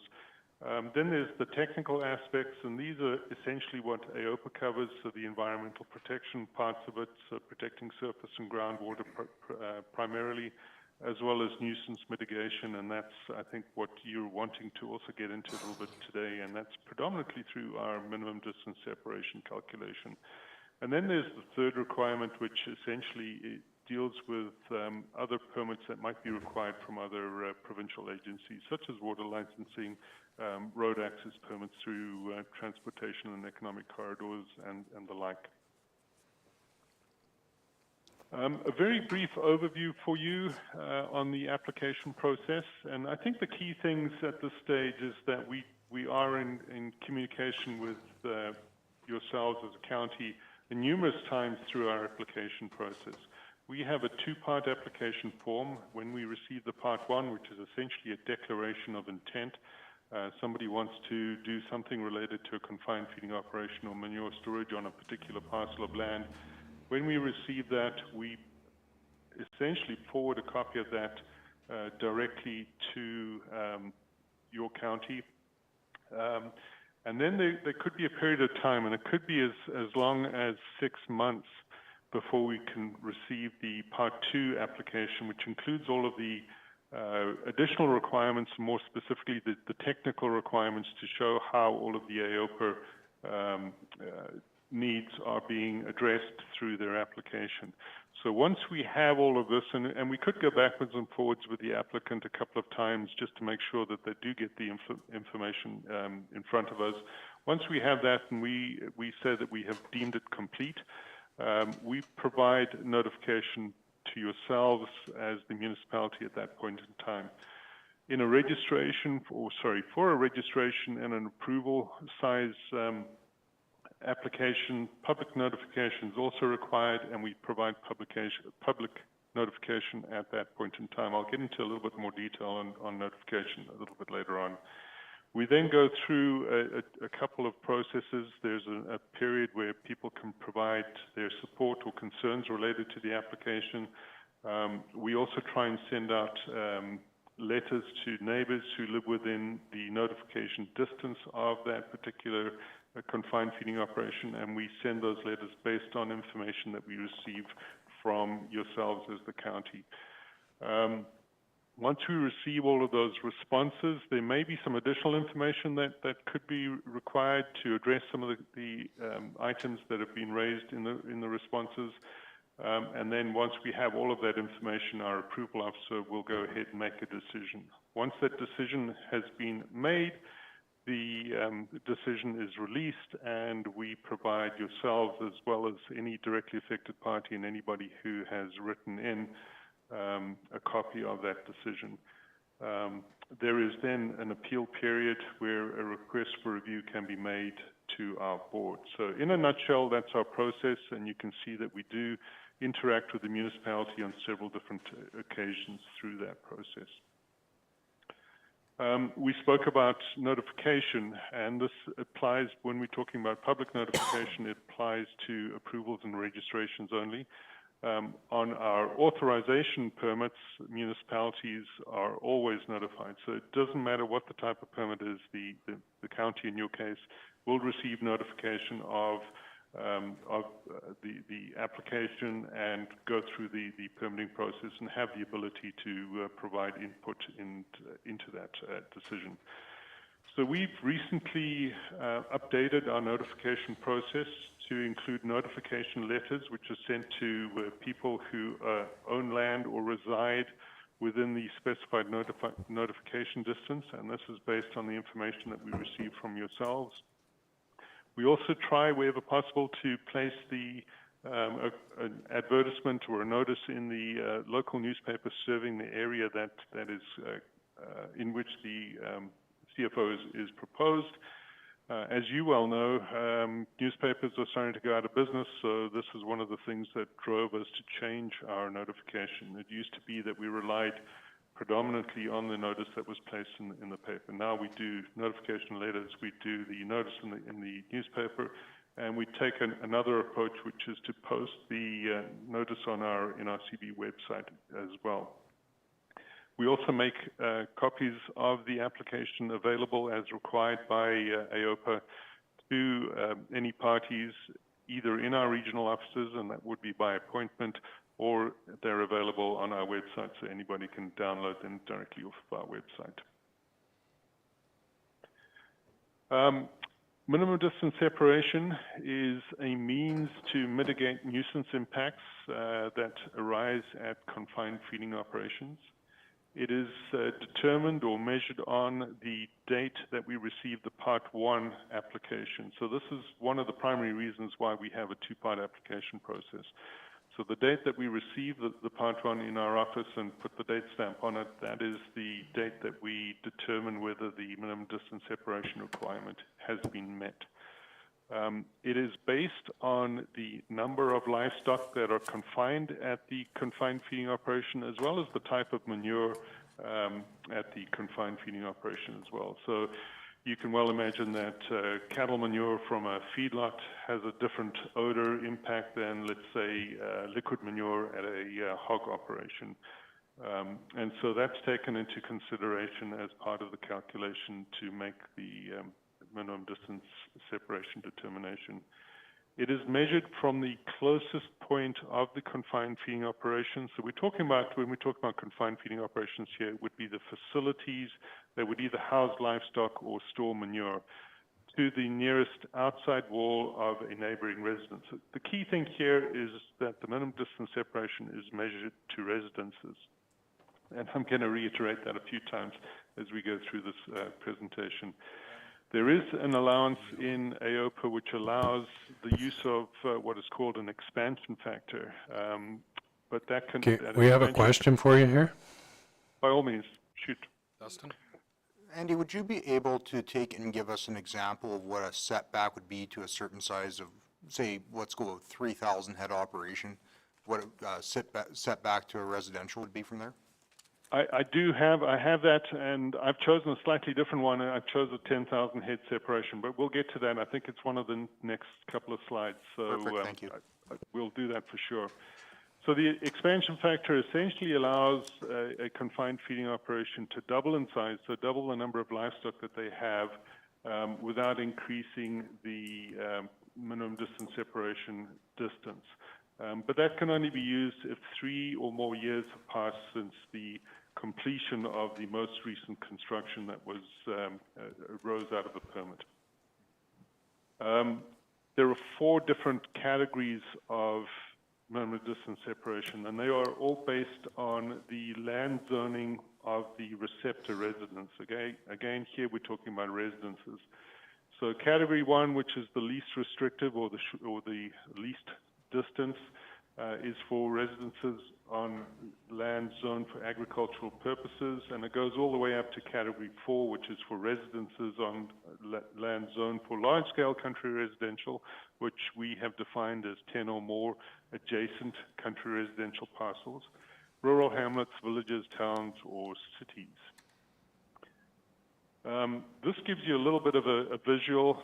It's not to scale, but it gives you a visual of what that might be if you can assume that the confined feeding operation is in the center here. Then this would be the category 1 minimum distance separation, category 2, category 3, category 4, and dependent on what the zoning is of the land that these residences are located on, they may either meet or not meet those particular requirements. So here's the example that we spoke about. We do have a minimum distance separation calculator. It is available straight on our website. You can use it and access it on your smartphone. You can access it straight off the website itself. There are several different things that you are going to need to do. select the category of livestock. So in the example that you're wanting and the example that I've got here, we would select the feedlot animals. And then we were looking at beef, cows, or finishes. So it allows you to choose the categories which are all set out in AOPA and then enter in the number of animals. In this instance, I entered in 10,000 head. And then it tells you what the MDS would be. So for a category 1, so it's residences on land zoned for agricultural purposes, 881 meters or a little over half a mile. And then if you use that expansion factor, that distance drops down to 679 meters. And it shows you for the category 2, 3, and 4 what those calculations would be and what those distances would work out to both in meters and in feet. So you can see that there. You can add multiple species of livestock in this particular calculator. So if you've got something like a colony application where they have chickens, dairy, feedlot, perhaps even hogs, you can add all of those in here with the specific numbers, and it'll do all the calculations for you. It also tells you up at the top here what the notification distance would be, that notification radius. And if you're choosing the soil that you're going to be applying the manure onto, it tells you what the area of cultivated land you would require for an operation of that size. Does that answer your question? I can run the one for 3,000 head if you'd like. It does answer it. So what I kind of looking on your sheet there, so we're about 1.5 miles for level 4, category 4 is kind of what it looks right. Yeah, 2.35 kilometers for the 10,000 head, yeah, for this.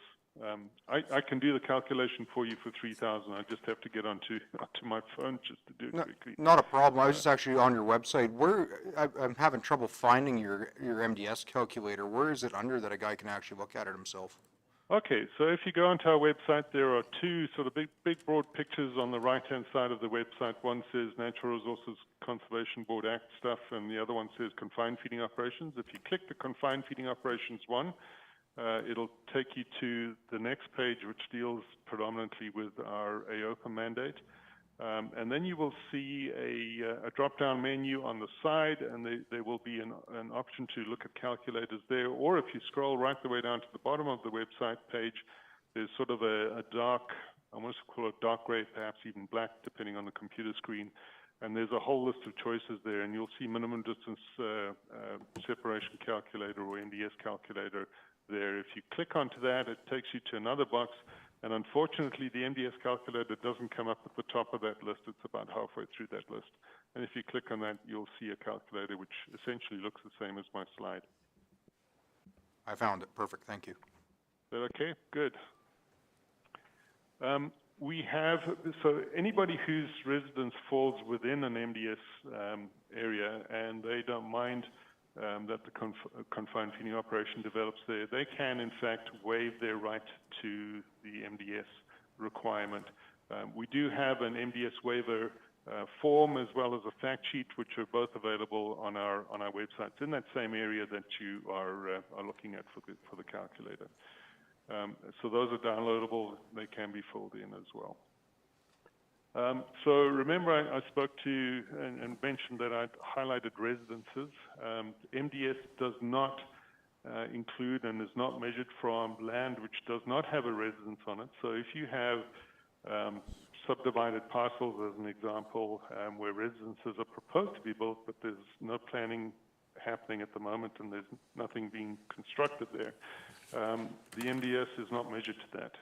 If you have hamlets that have empty lots, the MDS is not measured to those lots. It's not measured to schools, it's not measured to community halls, it's not measured to recreational facilities, shops, businesses, and the like. So in your consideration for your municipal development plan, if you are looking to provide some protection to these types of development within your community, then we would encourage you or recommend that you consider looking at providing some sorts of setbacks from these at distances that you think are appropriate. So when you say the hamlets, does it go to the outer lines of the hamlets, or does it have to No. be a house in there? No, it actually goes to the residents in the hamlet. So there could be a new subdivision that no homes are built on yet. It's not measured to that subdivision. It's only measured to the closest residence that has been constructed. Okay. So and that's a really good question. So municipal development plans, applications that we receive must meet the land use provisions within your municipal development plan. So identifying where confined feeding operations are or are not allowed to be developed is important for us when we consider those applications.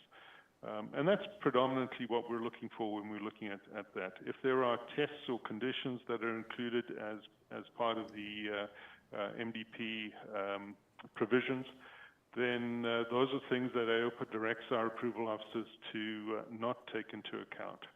So it's only the land use provisions, and we're talking about people coined the word exclusion areas or things like that. But it's the setbacks, it's the areas to stay away from. They may well be residential in nature or something like that, but they could also be environmentally sensitive areas. People don't want to develop in close proximity to, the Old Man River as an example. You want to stay away from the top of the banks of that and stuff like that. We also use your land use bylaws predominantly for property line and road setbacks. And these need to be included or adopted or pointed to from your municipal development plan. Since AOPA, and obviously you know this better than I, the requirement to have intermunicipal development plans come into place, and also the Municipal Government Act has elevated the importance of intermunicipal development plans above the municipal development plans that were originally there. And so through board review, we've actually incorporated consideration of those intermunicipal development plans when a CFO or a manure storage facility is proposed within an area covered by those plans. And we treat them essentially in a very similar manner to the municipal development plan land use provisions. So when we're talking about those land use provisions, the planning requirements, what we would encourage you to do is to, where you are looking at having setbacks where you don't want confined feeding operations, is to be as clear as possible about what those setbacks are, including where you're going to be measuring them from. So is it the property line boundary? Is it the demarcation, the outside of the hamlet? Is it from a certain point on the river or a lake, the high water mark or the top of the bank or something like that, to make it as clear as possible where those distances are measured from. And we also encourage, and you have done an excellent job of including that in maps and plans that you attach to your municipal development plan. Approval officers at that level do not have discretion when it comes to municipal development plan land use provisions. If an application does not meet or is inconsistent with the land use provisions, then they have no choice, they have to deny it. That then generally will get appealed, and it goes up to our board who hears the appeal. Excuse me. And our board actually is a quasi-judicial board, and they do have the power to either uphold the municipal development plan provisions or to actually overturn them. And they've done both.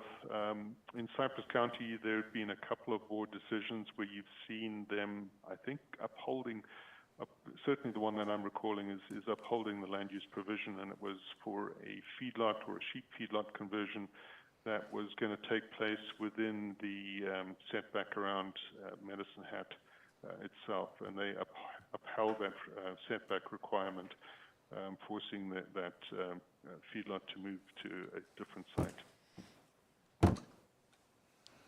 We have a bunch of fact sheets and guides that are all available on our website, including the permitting process for confined feeding operations, the MDS waivers, fact sheets, and that sort of stuff. So those are all there. So hopefully you can find those resources quite easily if they're needed. And my last slide is to find out if you have any more questions. And this is a fun picture that I took. It's to see if you can guess how many confined feeding operations are identified within those pictures, and also how many subdivided parcels of land are identified there. And the answer is not necessarily that obvious. But I think it reflects what you would see on the landscape, and that what you would typically encounter as part of your regular planning processes. So just so you don't have to guess, there's 1, 2, 3, 4 confined feeding operations, and 1, 2, 3 different residences, all located within close proximity of each other. Dustin? So Andy, I guess our biggest question as a council here is we are worried about protecting our road network. And that was the biggest verbiage we want to put into our MDP, is so that we have some say that we can define what roads, so we want our confined feeding operations to be located on a high-grade standard road and not a medium or not a low. And we had ran into it with that sheep feed lot you had talked about. That was on a medium grade road, and we had no leg to stand on to make them do those road improvements in order to build to the nearest high grade road. Or a road use agreement. Or a road use agreement or anything. So I guess the biggest question I have is, what verbiage can we put in our MDP that you guys would look at that and say, you can build there, but the county requires you to build that road to a certain standard in order to build there? Well, that's a great question, and there are a couple of different ways of approaching that. We have heard the same comment from numerous different municipalities, and I will let you know that at our policy advisory group, you've got the RMA and MA municipal municipal association, the urban municipalities anyway, are both represented there, as well as the livestock stakeholder groups, as well as several environmental groups. They have just started on forming a subcommittee to look specifically at road use agreements and seeing how road use agreements could possibly be incorporated, because this is a major challenge not only for yourselves but for many other municipalities. Having said that, there are different ways that different municipalities have approached the challenge that you're identifying now, and that's predominantly related to the quality of the infrastructure and therefore the maintenance that might need to be done on that infrastructure. What we have seen proposed at a number of municipalities, I haven't seen it written down in a municipal development plan yet, is that they are considering putting a requirement that confined feeding operations are only allowed to develop within a certain specified distance of that quality of infrastructure within the county, within the municipality. So in other words, you're creating areas where you are specifically allowing allowing confined feeding operations within your municipality, but you're also creating areas where you are not allowing that type of development within the municipality. So you could either look at it as a positive or as an exclusion zone type of approach. So we have seen that done, and it's not just necessarily about road infrastructure. Some of it is related to other types of infrastructure. It could be water, it could be power, and that sort of stuff. So, well, at the end of the day, it's up to the person building the confined feeding operation to look after their own water and power supply. So that's really of no concern to us. So would it be something as simple as stating under A1 agriculture that any confined feeding operation must be built on a high-grade standard road? Would that be something as simple as that we could put in there? I'm not sure if it would be that simple. I would hope that it could be that simple. Without actually seeing the actual wording and without testing it, I can't tell you whether it would fly or not. But it's certainly, that is one way of approaching it. The other way would be to approach it from saying that you can't build in these different areas. If you are saying that you are only looking at development near roads of a certain quality or standard, then I would strongly encourage you to have a map which identifies where those roads are within your municipality. And when you say constructing on those roads, I'm assuming that you would want to say that on land adjacent to those roads or within a specified distance of those roads. Yeah, yes, and that's kind of what I'm getting at. Is essentially what we classify as a high-grade standard road is a 9-meter top with a 3-to-1 slope off of it. So if we had I think we actually have a map that defines our road infrastructure in that regard. If we took and supplied that in our MDP, would that be sufficient with that verbiage then? What we encourage people to do in the municipal planning documents, if you are requiring or having specific requirements, is to include the rationale or the reasoning behind those requirements as part of that background. And if you don't include that in your plan, to have that available.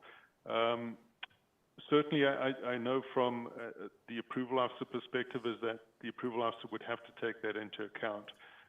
What I don't know, and I can't speak for the board, is how the board might interpret that provision. So if it got appealed, that the appeal would go forward to our board, and the board would want to look at and understand all of the reasoning behind why that requirement is there. So that's the question that needs to be answered in my mind as part of your municipal development plan. Okay, yeah, and our biggest reasoning behind it is we don't want to have the heavy traffic flow on our non-developed or non-high developed roads because they just don't stand up to the abuse that comes to them from having a confined feeding operation on them. I understand that. So if you've got your rationale, then just include that rationale in there is how I would phrase it. And at the approval officer level, we are bound, as I pointed out in that one slide, we are bound to uphold those things. But at the appeal level, the board does have the latitude to overturn them, and they'd be looking for the rationale, the reasoning behind anything that you wanted in there. Okay, I think that covers it. Thank you. That could put a lot of areas that you can't get to though, that are already. I don't think that actually constricts us that much because we have a lot of high-grade roads in our network, but we just have some that aren't. So there'll be a high-grade road adjoining to it. But if they're looking into that road use agreement thing through RMA or their working committee or who it is, that may actually answer our problem that we have, because obviously we're not the only ones that are having that issue right now. That's a huge thing. We need that road use agreement to protect our roads. That's. Yeah. And I think if we could maybe word that in somehow that if, in our MDP, that, you know, we want them on these roads, but if they aren't on these roads, we put a statement that they have to issue and enter into a road use agreement with us if not. So it's some wording we're going to have to work on, but I think that gives us a little latitude on where to work with it now. Robin?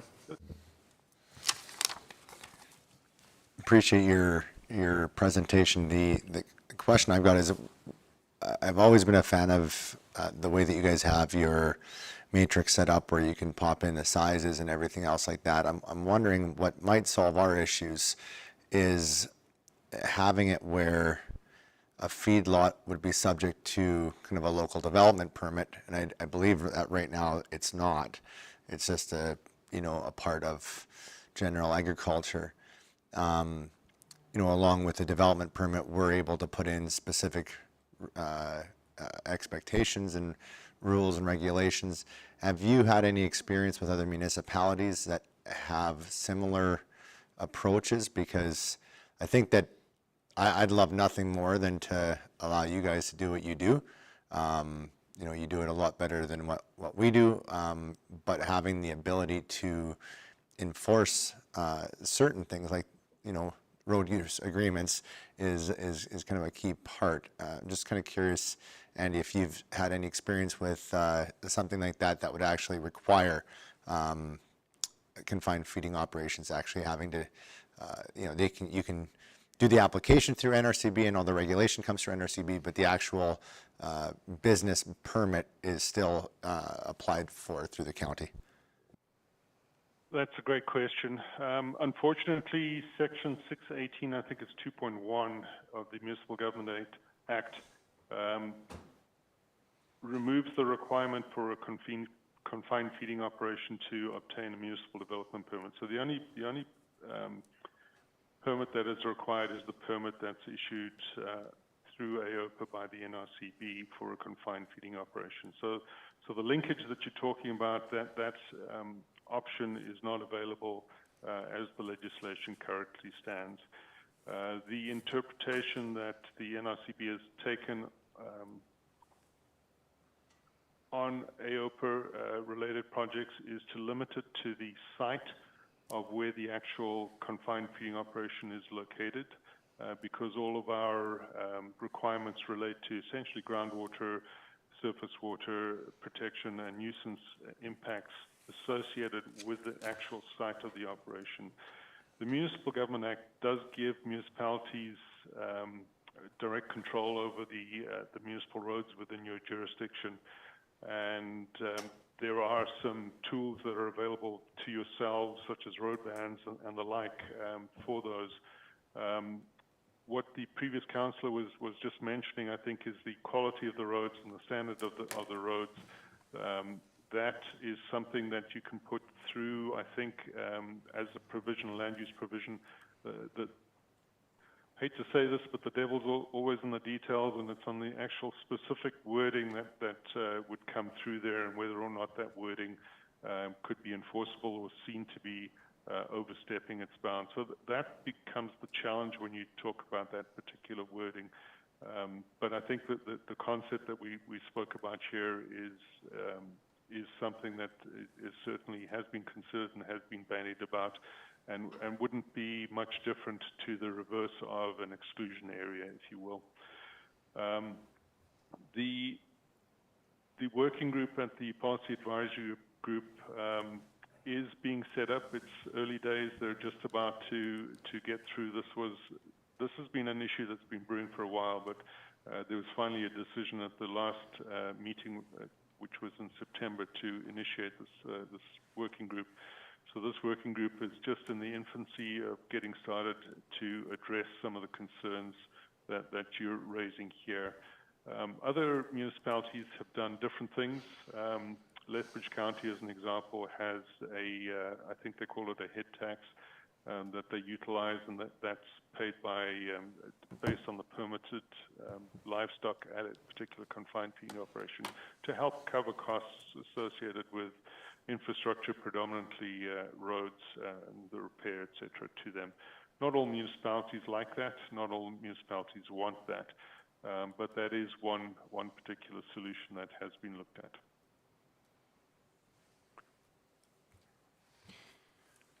Any other questions? Robin?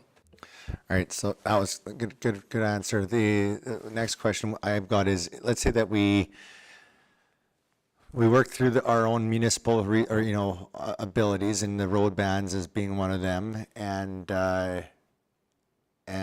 let's say that we run into somebody who is registered and is a member of good standing within the NRCB. They've got their stuff, but they just choose flat out to disregard the municipality. Does the municipality have the ability to engage with NRCB, and from an enforcement standpoint, does the NRCB at a certain point say, hey, you know what, we are also recognizing that we are a member, or we have a duty to, whether it be partner, like because one of your partners has to be the municipalities, working together, so that we have I don't want to use the term stick, but I'll use the term stick as the stick that is actually going to demand some level of respect versus just having somebody come in and the only people that they're trying to appease is the NRCB, because your stick is big enough that they are concerned about it. You know, if we try to enforce, you know, road bans over and over and over and don't find people are willing to comply, will you partner with municipalities to find a solution with that? That's a great question, Robin, and I'm happy to say that municipalities are really important in what we do. You are responsible, and the land use planning is your bread and butter, and we respect that, and that's why it's taken into consideration in every application that we deal with. When it comes down to the compliance and enforcement, we work very closely not only with municipalities but with the provincial environment and protected areas folks, transportation folks, and also occasionally with Environment Canada folks to ensure that confined feeding operations are in compliance. So we have very close working relationships with the compliance sides at the municipal level as well as at the provincial and federal level. And we would, depending on the situation, circumstance, we have actually, where there's been non-compliance, used either municipal or provincial legislation to charge confined feeding operations, whichever is deemed to be the most expedient and the most efficient process to utilize. So we've done that in the past. We will continue to do that into the future. So a short, simple answer to your question is yes, we will certainly work with your bylaw enforcement folks within the county. Thank you. Thank you very much. Any other questions from council or from staff?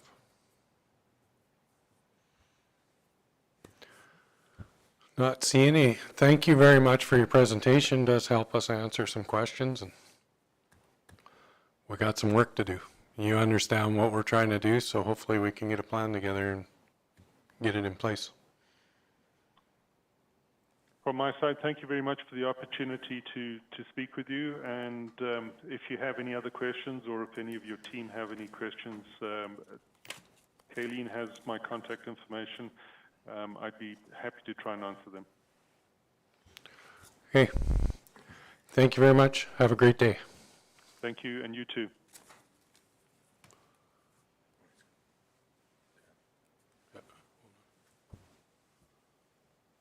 He's gone. Okay, Robin and then Dustin. Okay, perfect. Thank you. My question is more along a point of order. I really appreciate the presentation. I think it was good. But now that we've had this new information and it's tied in with the original MDP and the public hearing, my question for administration then is do we take this new information, assemble it, come up with some changes and amendments to it, and then trigger a new public hearing with the new information and have this presentation and PowerPoint as a part of that new public hearing? Because it's new information that's come after the fact. It's positive, it's not negative, but it is no longer, like the public hearing itself is over. So I'm just thinking that that's probably appropriate. I mean, I guess it's up to interpretation, but I don't know if I would necessarily consider it new information, Councillor Kirby-White. I would say it's just more of an explanation of the NRCB's legislation and their policies and procedures. And I don't believe that it's necessarily new information. It's just more about the process, but. And we were live, correct? Yes. So anybody could see that? Correct. Yeah, it's explaining existing policies and procedures, I guess, with the NRCB, but. Dustin? So, like I was talking about, well, with him, putting that verbiage into like A1 agriculture for the roads, is that something we should pass by legal and get their standpoint on it if it would stand up, if it came to it going to court over it? So if that's an amendment that council wishes to proceed with, we would, before we put it into a statutory document, it would be reviewed by legal for sure. Because if it's something as simple as that they can fix it, that's really, really easy. That we have to just define that CFOs are located on high-grade roads, or they have to enter into a road use agreement in order to not be located on a, Or build a road. or build a road. Or build a road. And that's and however that verbiage is, that's above my pay grade, but if it's that simple, that's a really easy way to fix our solution, our problem with the solution. I agree with you. It's just, why is it coming to this stage now when we've asked all these times, how do we do it so that we could get it in? Is it gonna really be that easy? Because it's always been, no, it doesn't follow. They don't follow what we put in, so. And I think the thing is they have the right to overrule anything that we have written, but if at least if it's written there, we have a leg to stand on if we want to fight it. I'm not disagreeing with you, I'm just saying. Because at the end of the day, they have to look at our MDP, they should follow our MDP, but they don't necessarily have to follow our MDP because apparently they're the overarching body and they have more power than we do when it comes to these things. But all we can do is try and see how it works, right? Yeah, they're just, the NRCB is just like the AER, AUC, all of those. Under 619 of the Act, they have total power over any decision that is made in any municipality in the province. And then in 618 talks more about statutory documents, and they have that authority. But putting it in is, and ensure that we're not contravening anything. We get legal on that, but that is one step forward. Blaine? Well, I guess my question too is, like, with the MDP, and as he alluded to, do we still not have to, define our calculation on the distance? Like, we have a distance, but we don't really, do we have a definition whether it's from the boundary or from, like? Well, they go from the house, not from the. I know they do, but they're wanting to know what our definition is, basically.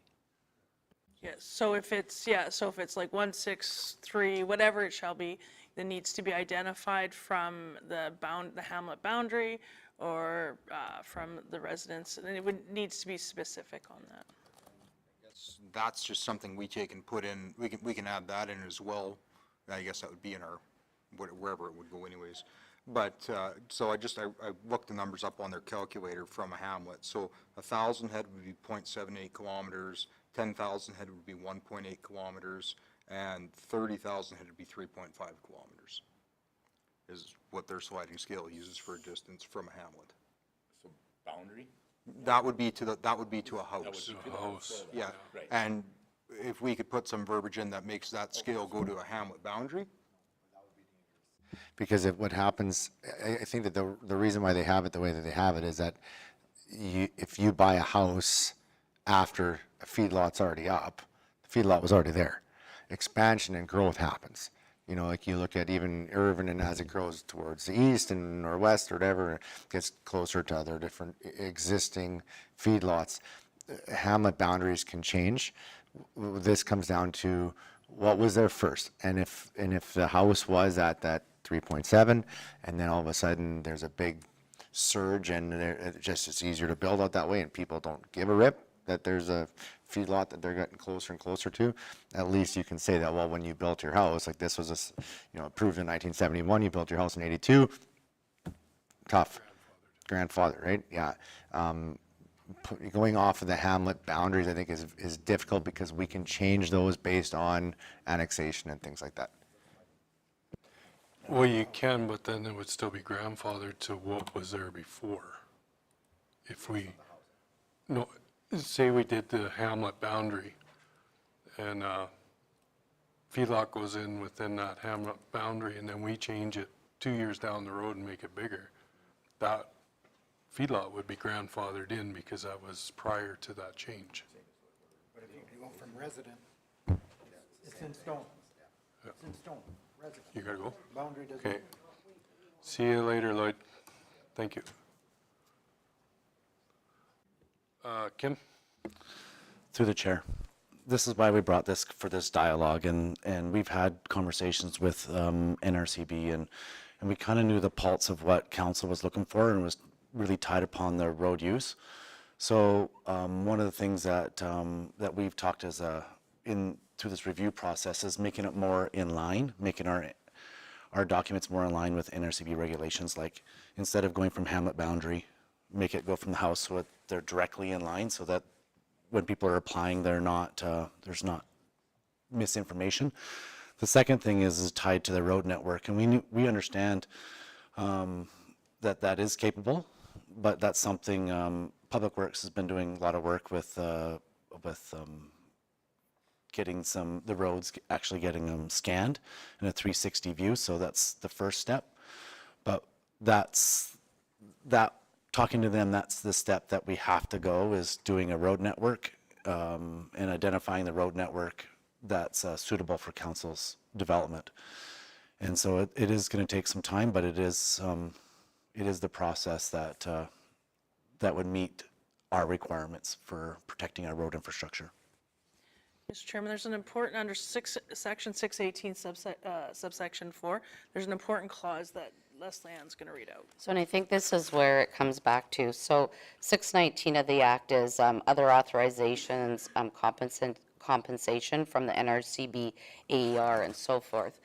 But this is, and if I'm reading it correctly, subsection 4 says, if a municipality that is considering an application under subsection 2 holds a hearing, the hearing may not address matters already decided by the NRCB, AER, etc., except as necessary to determine whether an amendment to a statutory plan or land use bylaw is required. So I think we have to be careful on when we're bringing these public hearings, bringing them forward, because basically the legislation is saying if it's something that the NRCB already has the power to decide, we shouldn't be deciding it again.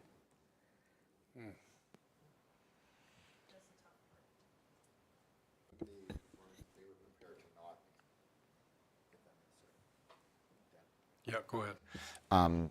They were prepared to not approve an application because the MDP, right? So it wasn't the hearing that created the problem, it was the initial amendment in the MDP.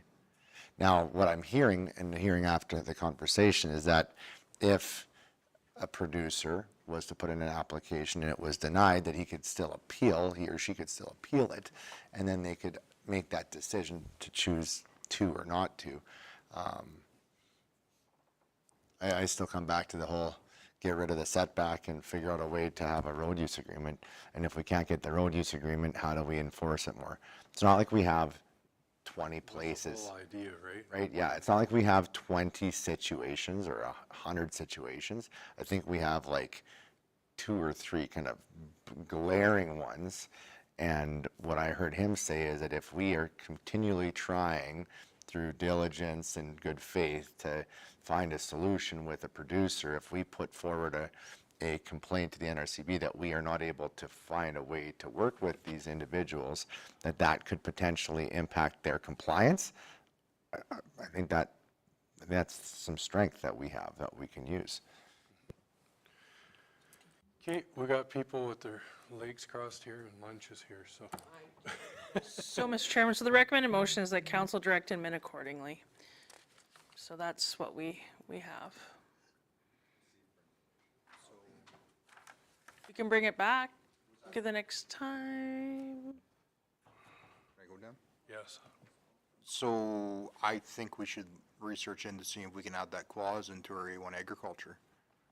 And look into that, because if that will take and solve our problem, defining those road networks and developing that map that shows high-grade standard roads, that should really address that issue in the most simple way possible. And it removes it from the MDP. Yeah. Yep. So that's clear? Okay, everybody's good with that, or does anybody have any questions on it? I guess I still have a question. Yeah. So does that include the verbiage on, or the line definition of? Well, we won't need the line if we can get this other verbiage in. We just use the NRCB sliding scale. Okay. We already Is have that what you're saying? developed, and that just goes without saying. before. And then it would take and Their scale. work, Off their scale. yeah. Cool. Be good with that. Richard? Did he not say, though, that our municipal development plan should have setbacks? He asked for that. He said it should be in there. I think he wanted it so that it was clear, because right now it's not clear for us, it's shall or should. So he just wanted it very clear, because NRCB, they like it not gray, black or white. And then he, through our conversations, and I shouldn't say he, it's through NRCB, is they've identified a few tools to address what our concerns were, and one of them was road use. So there was the land classification, which was identified, and there was also the road classification, which was also identified. So those are the two that, So they would be okay with us saying that we will use their measurements then?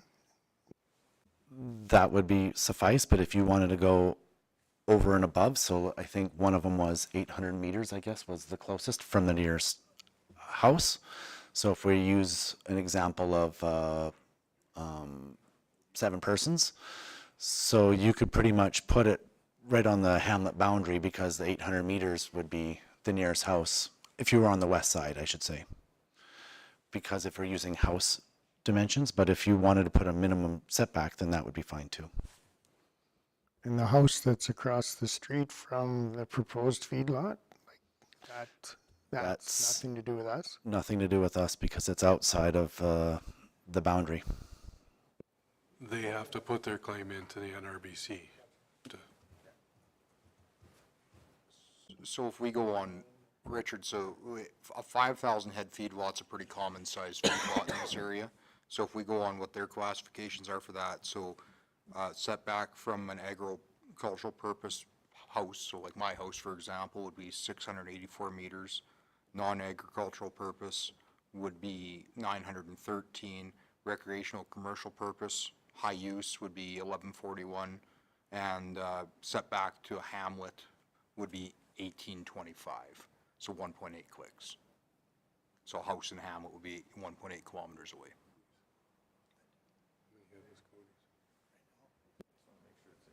What's he applying for? 800. No, it was way more than that. No, you only wanted to go up to 800.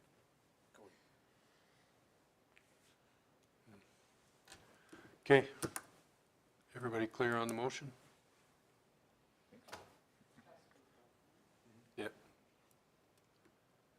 Vote. Nice to get it done once. That's carried. Okay, we'll take a half an hour break for lunch. Cody's was under 1,000. It's a good thing we opened this up, because apparently. What was Cody's? How many?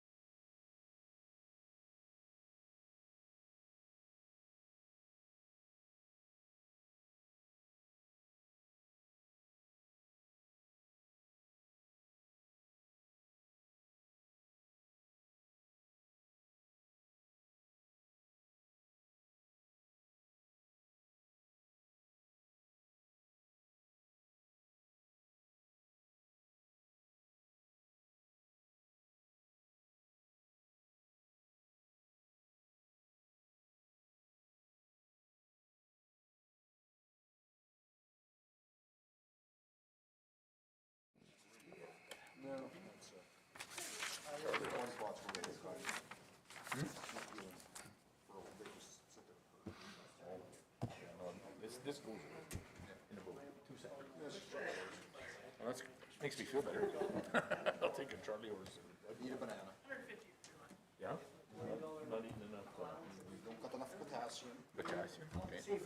All right, we're at 8.2, Terralyn. Thank you, Mr. Chairman. Before you is the 2023 STIP Bridge projects. There is 9 that we will be applying for. The recommended motion is to apply for the 9 bridges and include the listing of the 9 bridges as part of the minutes. Thank you. And it is on page 81. Michelle's moving the bridges as recommended. Any questions on it? Shooting for the stars on 9 of them. We got 5 to 1 here. Yep. Don't ask, you won't get it. All right, no questions, vote. That one's from 1910. That was an old one. I missed it. Smid one. Anytime today. Just hold it nicely. That's carried. 8.3, Terralyn. Thank you, Mr. Chairman. Land use bylaw information brief, it's on page 84. The recommended motion that council move to receive the report as information. The planning team can share more about this brief. Thanks, Terlyn. It was just information sharing to advise that the last Planning Commission meeting, there was an application for a greenhouse in the hamlet of Dunmore. And there was discussion surrounding the overall accessory building structure sizes, as well as the site coverage requirements of the land use bylaw. So it's just to advise you that the MPC did have a brief discussion, asked for it to come forward so council is aware, and we'll bring it forward for further consultation with the land use bylaw at that time. Yeah, that's why it's here. So we brought it forward because we had one come in that was over his size limit. But we also looked at it, he's got enough property that he could have it. And because it was a greenhouse, the way he had the greenhouse set up, it was,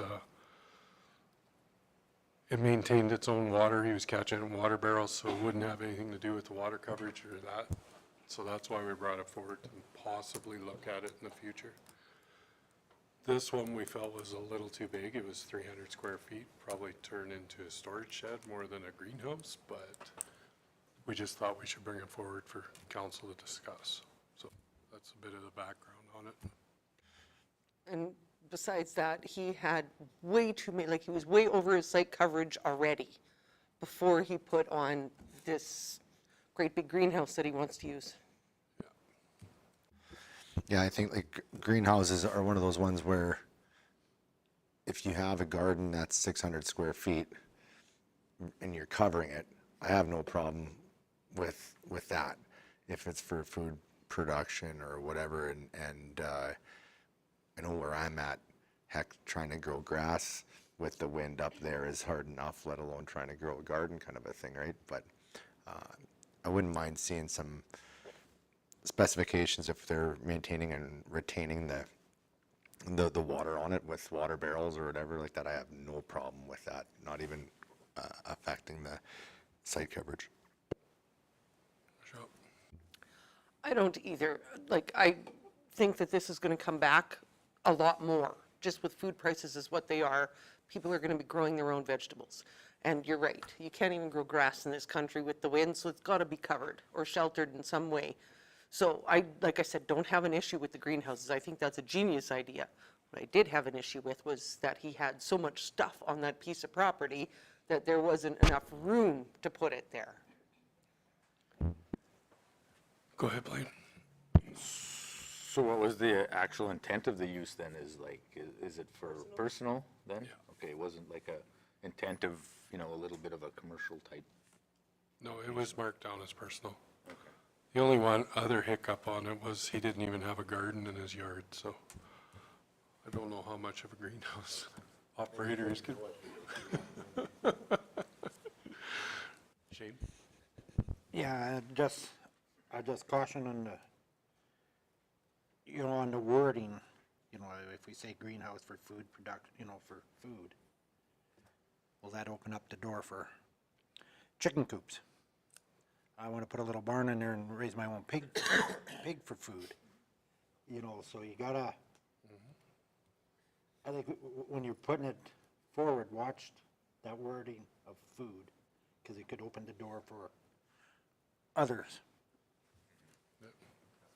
We talking CR1, CR2? Oh, we're talking Hamlet residential. Like Dunmore. So, yeah, it's just, we just felt we shouldn't throw it out, though. It should be looked at and possibly brought back, so. It's going to be a way of the future soon, but. Yeah. Nope, well, I'll just receive for information, but does anybody have any other comments, or? Keith? So down the road, who actually makes this decision? Is it first initiated by the Municipal Planning Commission, or do we take the first step at making a decision? Kayleen? Yeah, so throughout the fall and winter, staff will be bringing forward recommendations for amendments to our new land use bylaw that we've been working in. There's a number of amendments that we're wanting to bring forward. So council will have an opportunity to review the parameters of those changes. We'll go to public consultation and then bring it back in the form of a bylaw for further consideration. The issuance of the development permit itself falls to the MPC. However, MPC didn't have the comfortability to issue that decision yet without having council's feedback first. Any other questions? Richard? If you were to allow this oversized greenhouse, would one of these stipulations be that the other buildings would conform? What would you do there? Well, the other buildings wouldn't, the way it was said, if, say, they come up with a 150 square foot greenhouse, that's going to be, it can be approved by everybody else, doesn't come to MPC, that would go in and it wouldn't affect the size of what's already there for square footage. Understand, but you have said that there is already too many buildings on that site, so would that mean that you would not issue anything for a greenhouse unless they did conform? Because you're just allowing more non-conforming, or more coverage of the property, right? Thank you. Through the chair. We were looking at it on the aspect of site coverage. So we were doing a review of site coverage throughout the hamlets. And so then people still be following that, but like this applicant was already over his site coverage. And the only thing that would make it, like you said, otherwise people just put greenhouses and put their own quads in there, right? Because if you get that exempt. So, so we were looking at it with site coverage because it ties with infrastructure and of the hamlets, the drainage infrastructure. And we don't want to put the county in a liability position if we weren't following our own drainage plans. But to answer your question, no, we would not make him take anything out.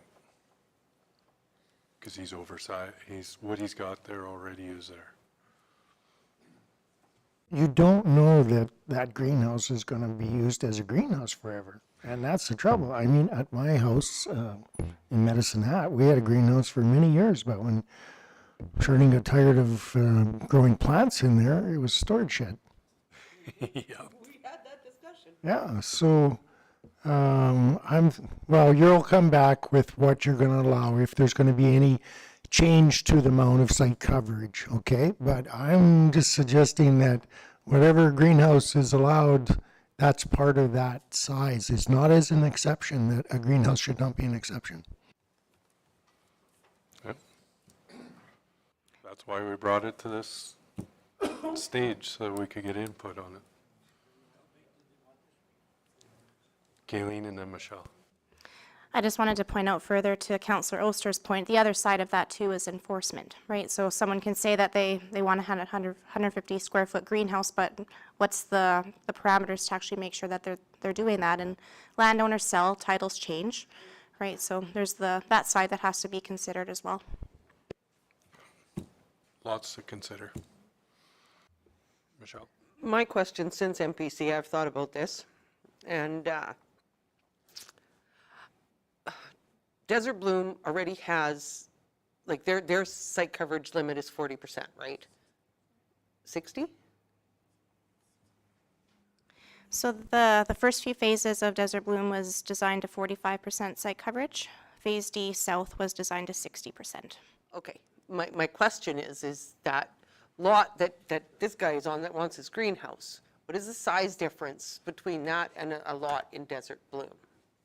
Like, that's what I'm getting at, is the land area is the same, why isn't the site coverage the same? Because it's due to storm drainage. So the infrastructure in Desert is not the same as in other hamlets. So like in Irvin, because we don't have curb and gutter, it's 30%. So that's why, and that's why the evaluation of site coverage, because we have it from A to Z, and to evaluate it, see if we have the appropriate percentage of site coverage in those hamlets. That's the purpose of what we need to do. Because it was discussed briefly when the land use bylaw was amended a year and a half ago, and there was discussion, and then people who came in, that was a lot of dialogue, and we didn't get to that point of totally doing a deep evaluation of site coverage for our hamlets. Too many other things on the go at that point in time. Now you get to do it. Okay, Blaine's moving the receipt for information. Is there any other questions? Vote.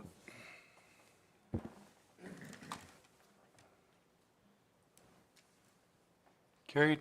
8.4, Charlene. Thank you, Mr. Chairman. AUC inquiry, electric generation. So the beginning of the information starts on 86. But if you go to page 90, it's the information sent out by the AUC. The AUC inquiry into ongoing economic, orderly, and efficient development of electricity generation in Alberta. And so administration has taken that back. And the subsequent pages of in 87, 88, talk about, and 89, talk about the areas that administratively we'd like the AUC to look at further. And we'd like to put forward a letter to the AUC in that regard. And if there's anything that you do not agree with or you'd like to add, please advise.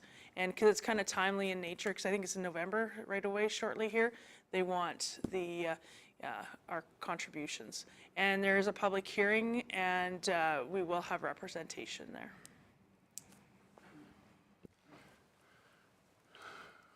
Everybody read it? Any comments?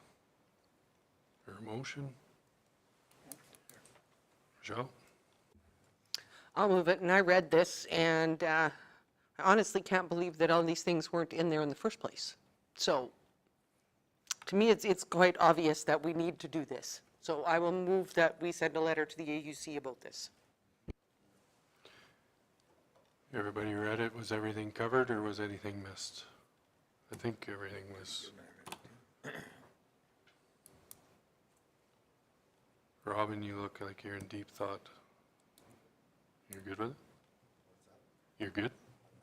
Okay. Keith? Is there something in here about the roads and the road use agreements? Or am I missing something here? Oh, it's there somewhere. It does say impacts to municipal road. Oh, Yeah. Right there, yeah. Right at the top of 88. Yeah. Right at the top of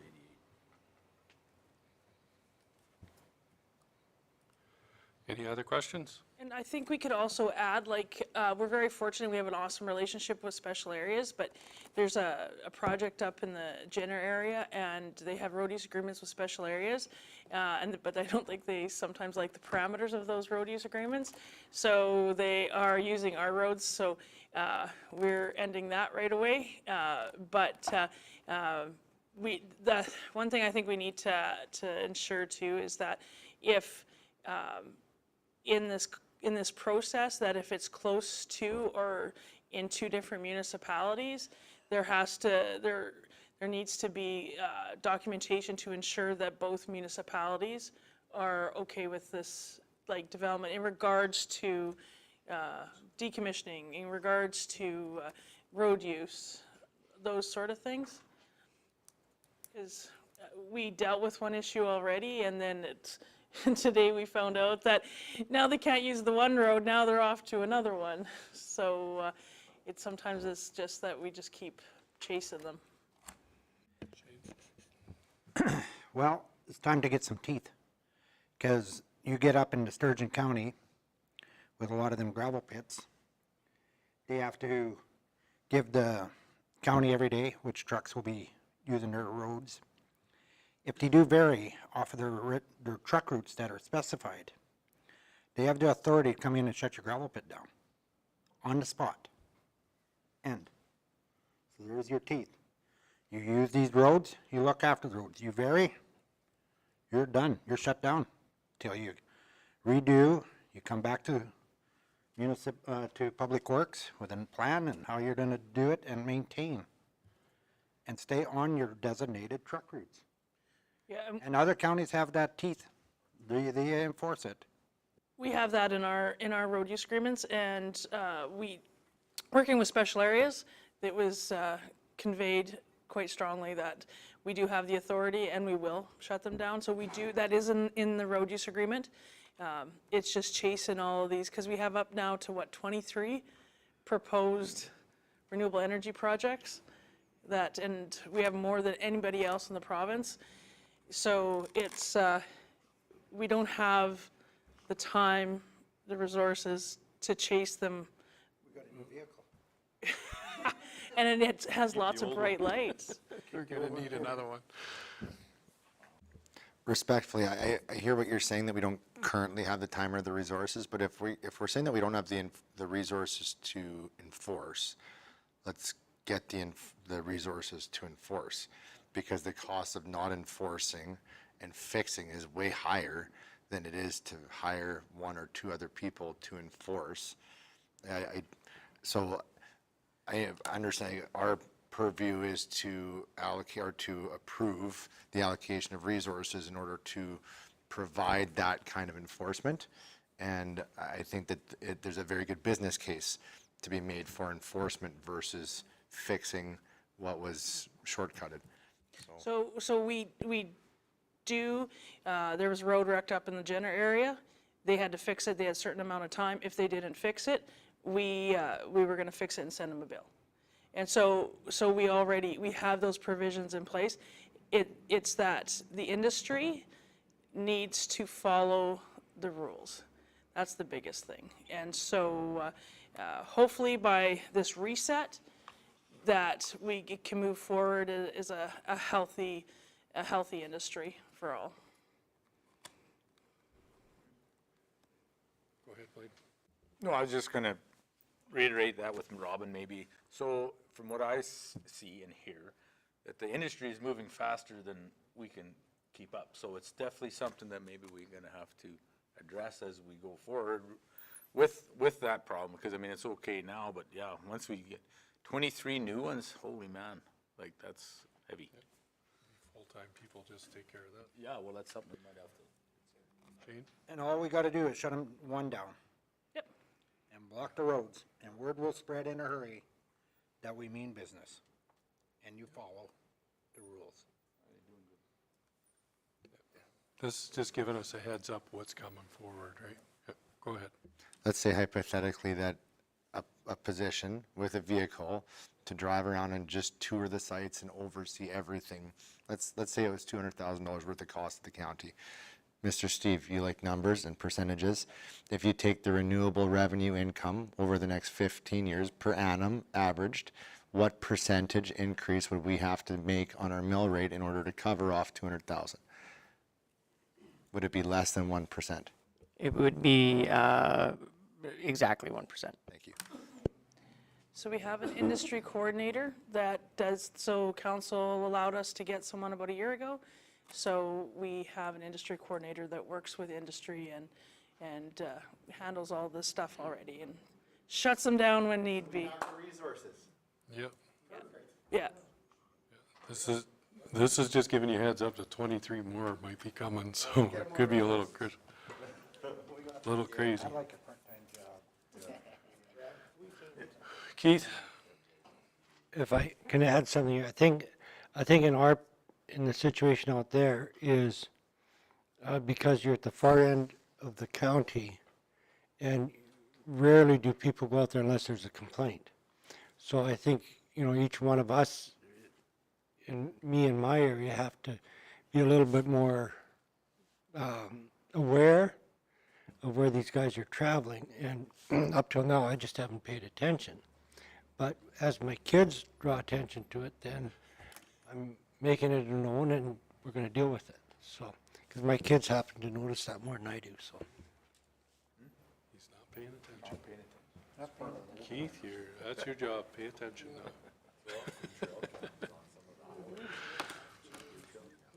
Okay, we have a motion on the floor to accept, or? No, not for information as recommended? Yeah, as recommended, the criteria to be submitted, yep. Vote?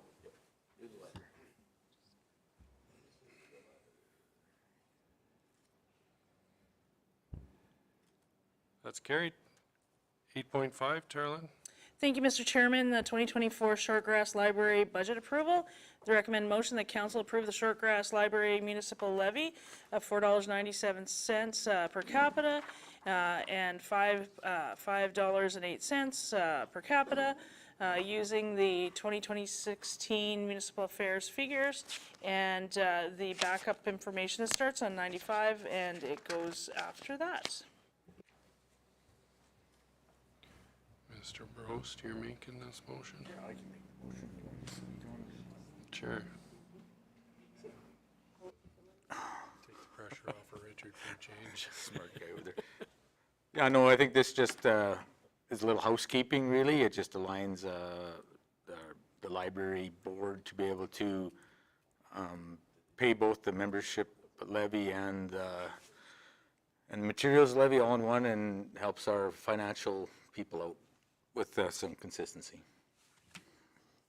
Michelle? I don't know if it makes a difference or not, but in the recommended motion, it says $5.08 per capita in 2024.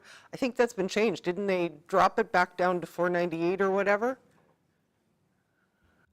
The way when I received the letter's just behind that. It looks like page 97. It said $4.97 for the municipal levy, and I think it was $5.13, and so the last 2 years it stayed at $5.08. That's the way I read it. Yes, now that I'm reading it again, that makes sense. Okay, sorry. Okay. Any questions on the motion? Richard gets away with not asking for money for a change for the library. Vote?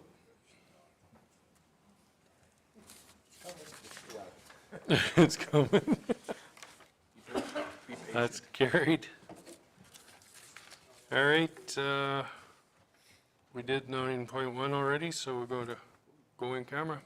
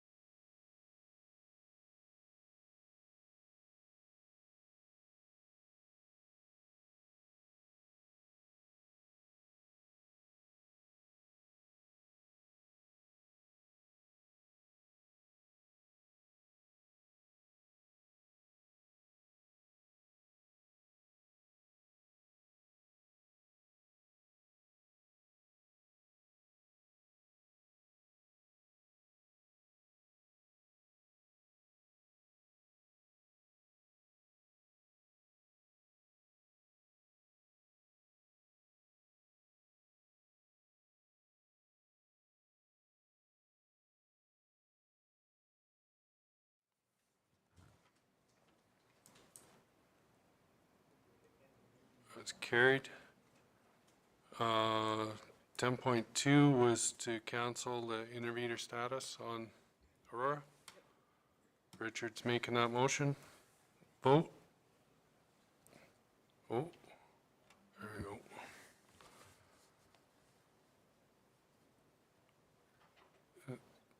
Carried. 10.3 was to receive for information. Blaine's making that motion. Vote.